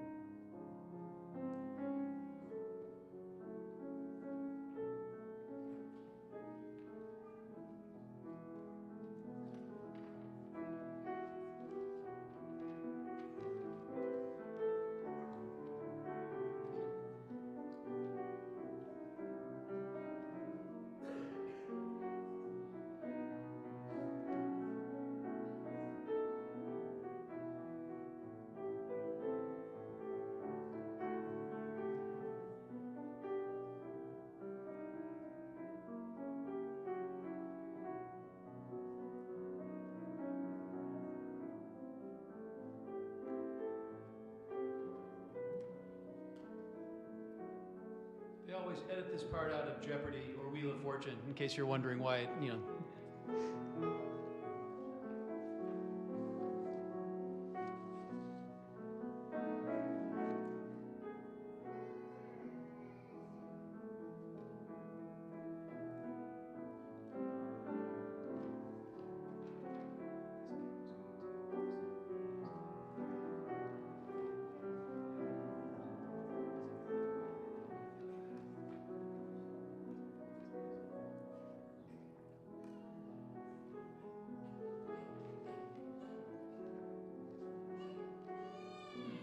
You have an envelope, Barbara? No, okay. I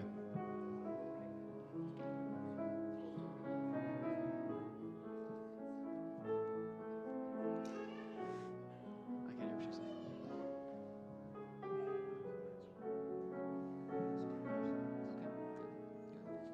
That's all it takes. Then we flip a coin.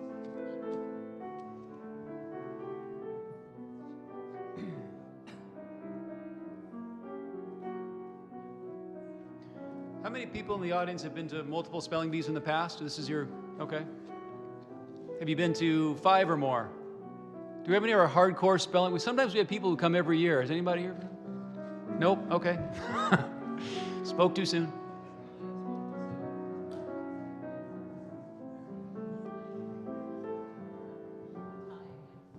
Really? Gotta flip.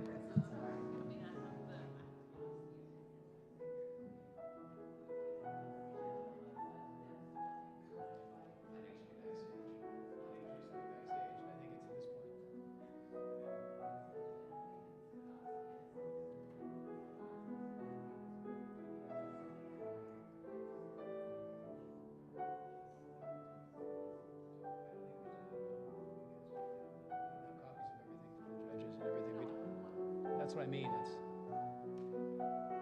How many words is it?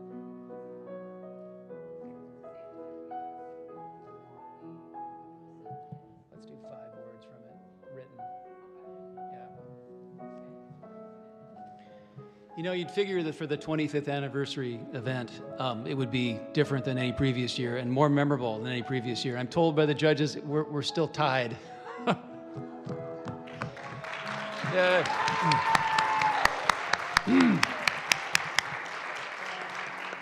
So we've consulted with New York, and Major League Baseball is recommending we bring in a pitching clock. No, just kidding. We're going to do something. We're going to improvise, probably do sort of a 5-word runoff, like smaller version of what we just did now, just to proceed a pace of the rules that the scripts people have set in a way that it's totally within the power of town hall to decide that's however we like. You audience has been really patient. Our spellers, I'm sure, are exhausted. All those definitions that involved food were starting to really distract me this late in the day. So we're going to do a 5-word test.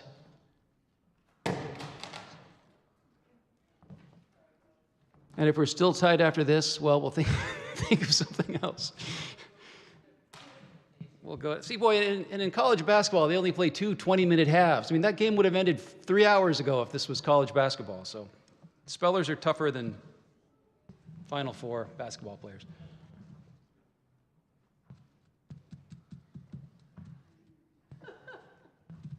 What do you got for words? So we don't have any definitions right now. Oh, we do. Whisper, whisper, whisper, whisper. On the mic. What can I expect? What's that? Yes. Yeah.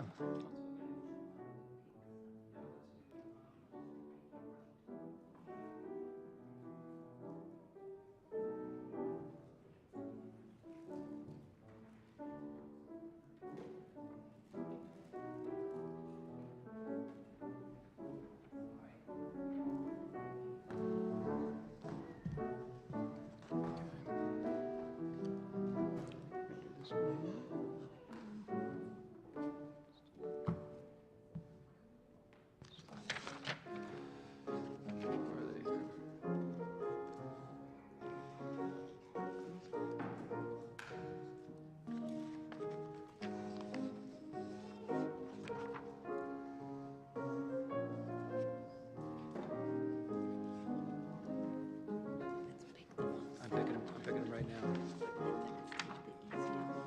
The easiest ones are good there, so I'm going to do...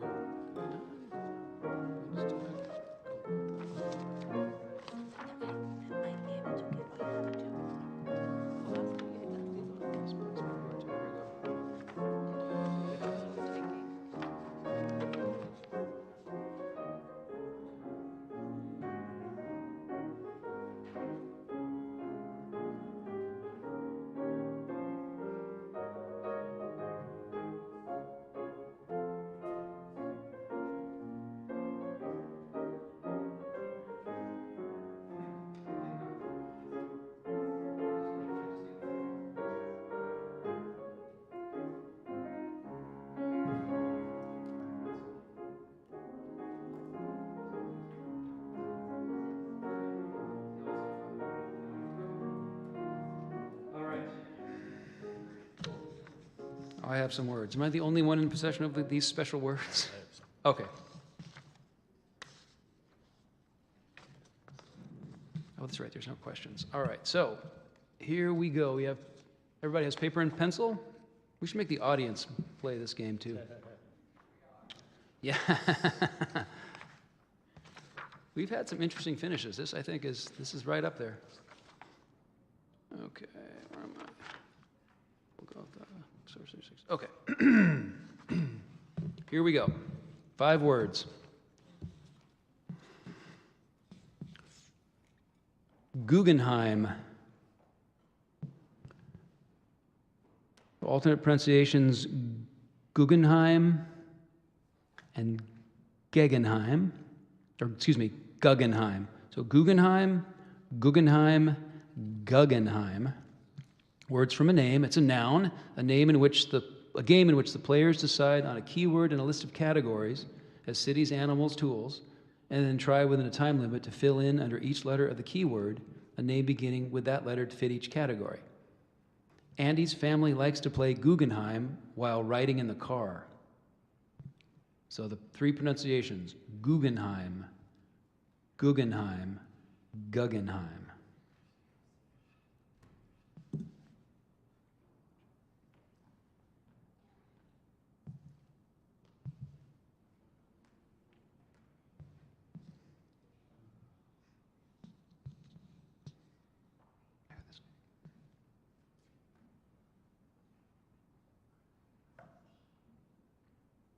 Okay, second word. Cargador. This word is from Spanish. It's a noun, one who works at or who is responsible for the loading or unloading of a ship in port. Sanjaya had her picture taken with a burly cargador at the wharf. Cargador.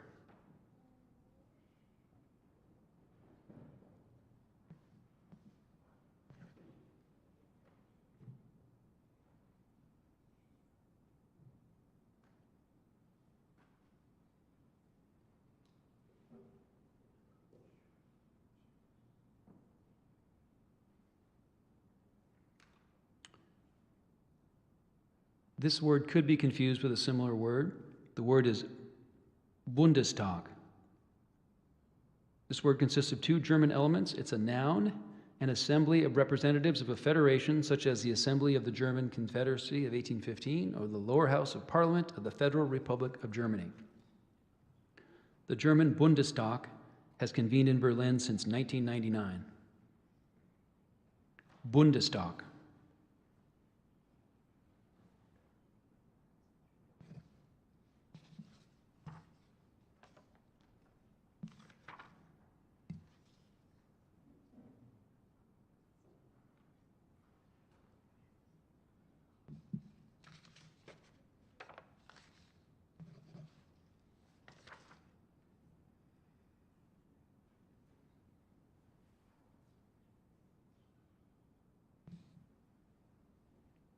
Golgotha. Alternate pronunciation, Golgotha. This word went from Hebrew to Aramaic to Greek to Latin. It's a noun, a place of burial, a cemetery. A chill ran down Henrietta's spine as she walked through the old Golgotha. Golgotha, Golgotha.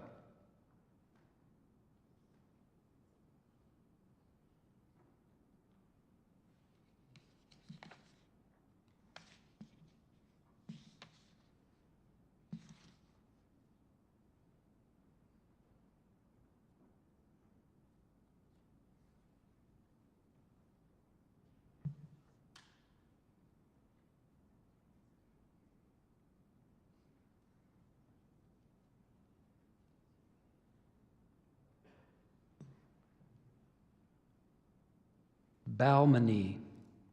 Alternate pronunciation, Bamony. This word is of unknown origin. It's a noun, a showy perennial herb of marshy lands of eastern and central North America that has flowers with the lower parts creamy white and the upper parts pale pink to deep purple. Balmony is sometimes called turtlehead because of the shape of its flowers. Balmony, Bamony.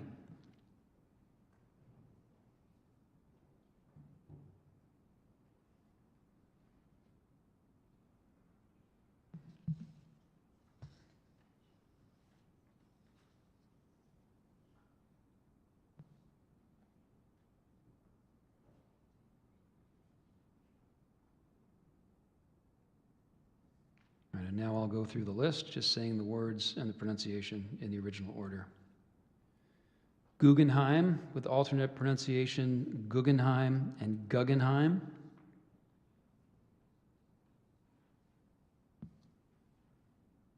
Cargador. Bundestag.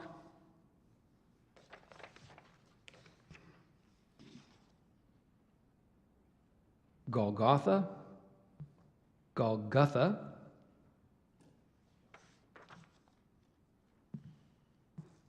Balmony, Bamony, we'll give you a minute to wrap up.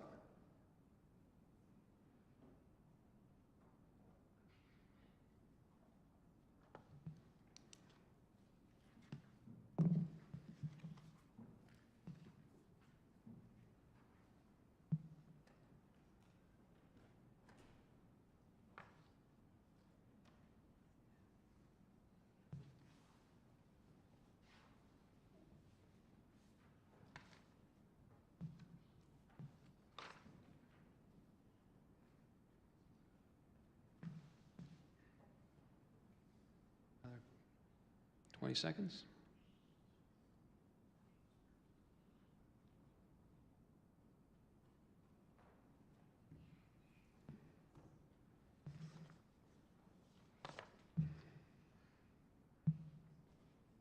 All right.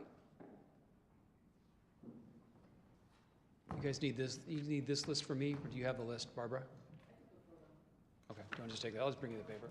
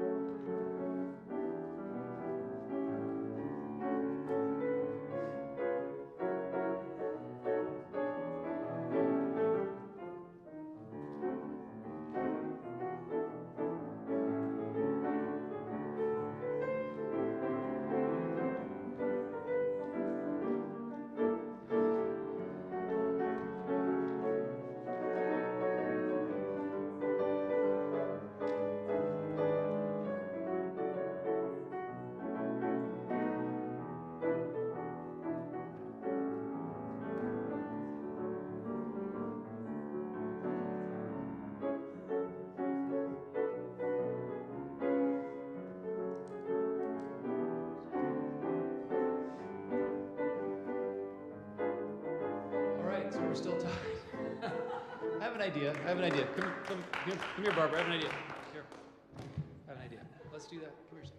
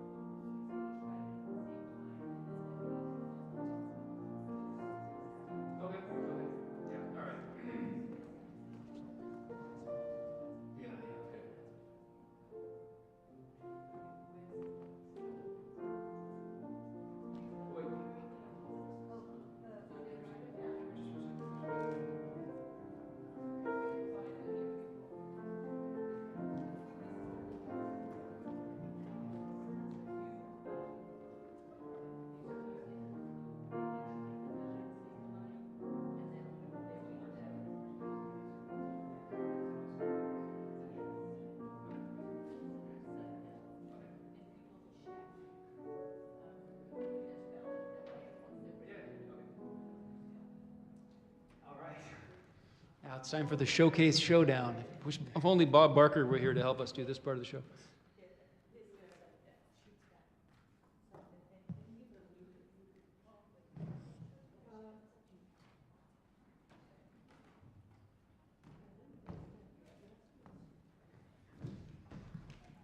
This is the lightning written round. We're going to go one word at a time, and the first person who misspells a word is the runner-up. We'll give you. Yeah.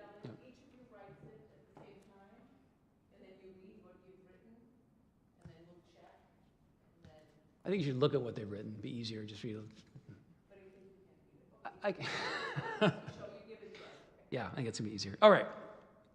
This is round. I'm not sure which round this is anymore. Is anyone still out there? No.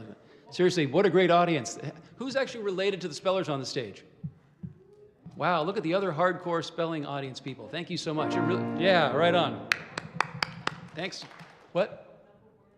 289. Seriously, thanks for coming out on a Sunday afternoon when you could be doing all kinds of other stuff and being here with us doing this. This is the most exciting, competitive test-taking I've ever witnessed. All right.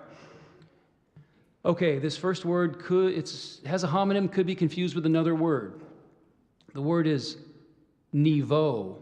It's from French, which probably formed it from a Latin word. It's a noun, a level or plateau as of existence or achievement, especially in progression. Ben's tennis class is at the intermediate niveau.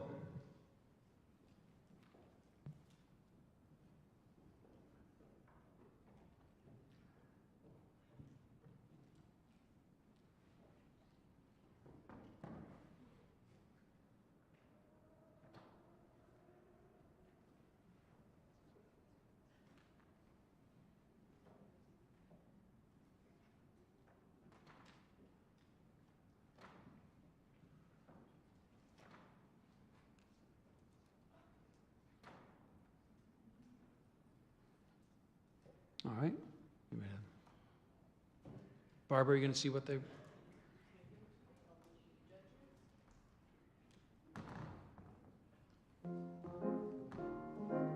Should we just... super quick. Super quick.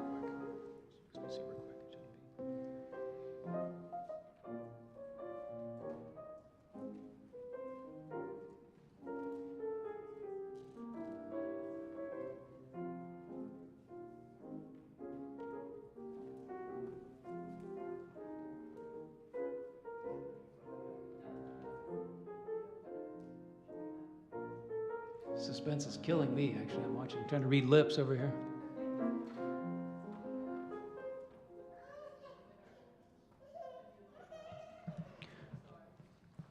All right, so the correct spelling of niveau was N-I-V-E-A-U, and our champion this year is speller number 25, who is from Lakeside School, 8th grader, Sanchali Bohatek. Yeah. And our runner-up is Charlotte Sackett from Seattle Classical Christian School.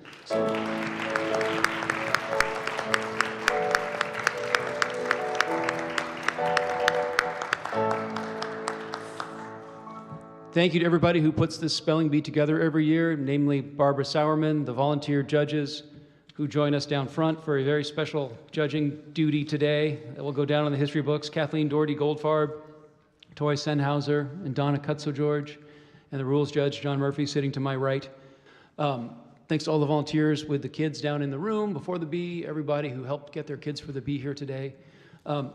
Sanchali, how do you pronounce your last name? Bohacek? Am I saying Sanchali correctly? Okay, Sanchali Bohacek, an 8th grader at Lakeside Middle School. Charlotte Sackett, a 7th grader at Seattle Classical Christian School. That was a really tough competition. Kudos to both you guys for sticking it out. Sanchali, you'll be headed with a chaperone to Washington, D.C. in May to compete in the National Spelling Bee. And boy, there are some other great spellers here today who I think we'll see back in subsequent years. Thank you, everybody. Enjoy the rest of your evening. Thanks to Town Hall for putting this on. This is a really nice event. It's nice to be all back in person, sort of late pandemic, let's say. But anyway, thank you, everybody. Really appreciate everybody taking time today to be here with us and spell all these great words. And congratulations to our champion and our runner-up. Thank you, everyone. See you next year.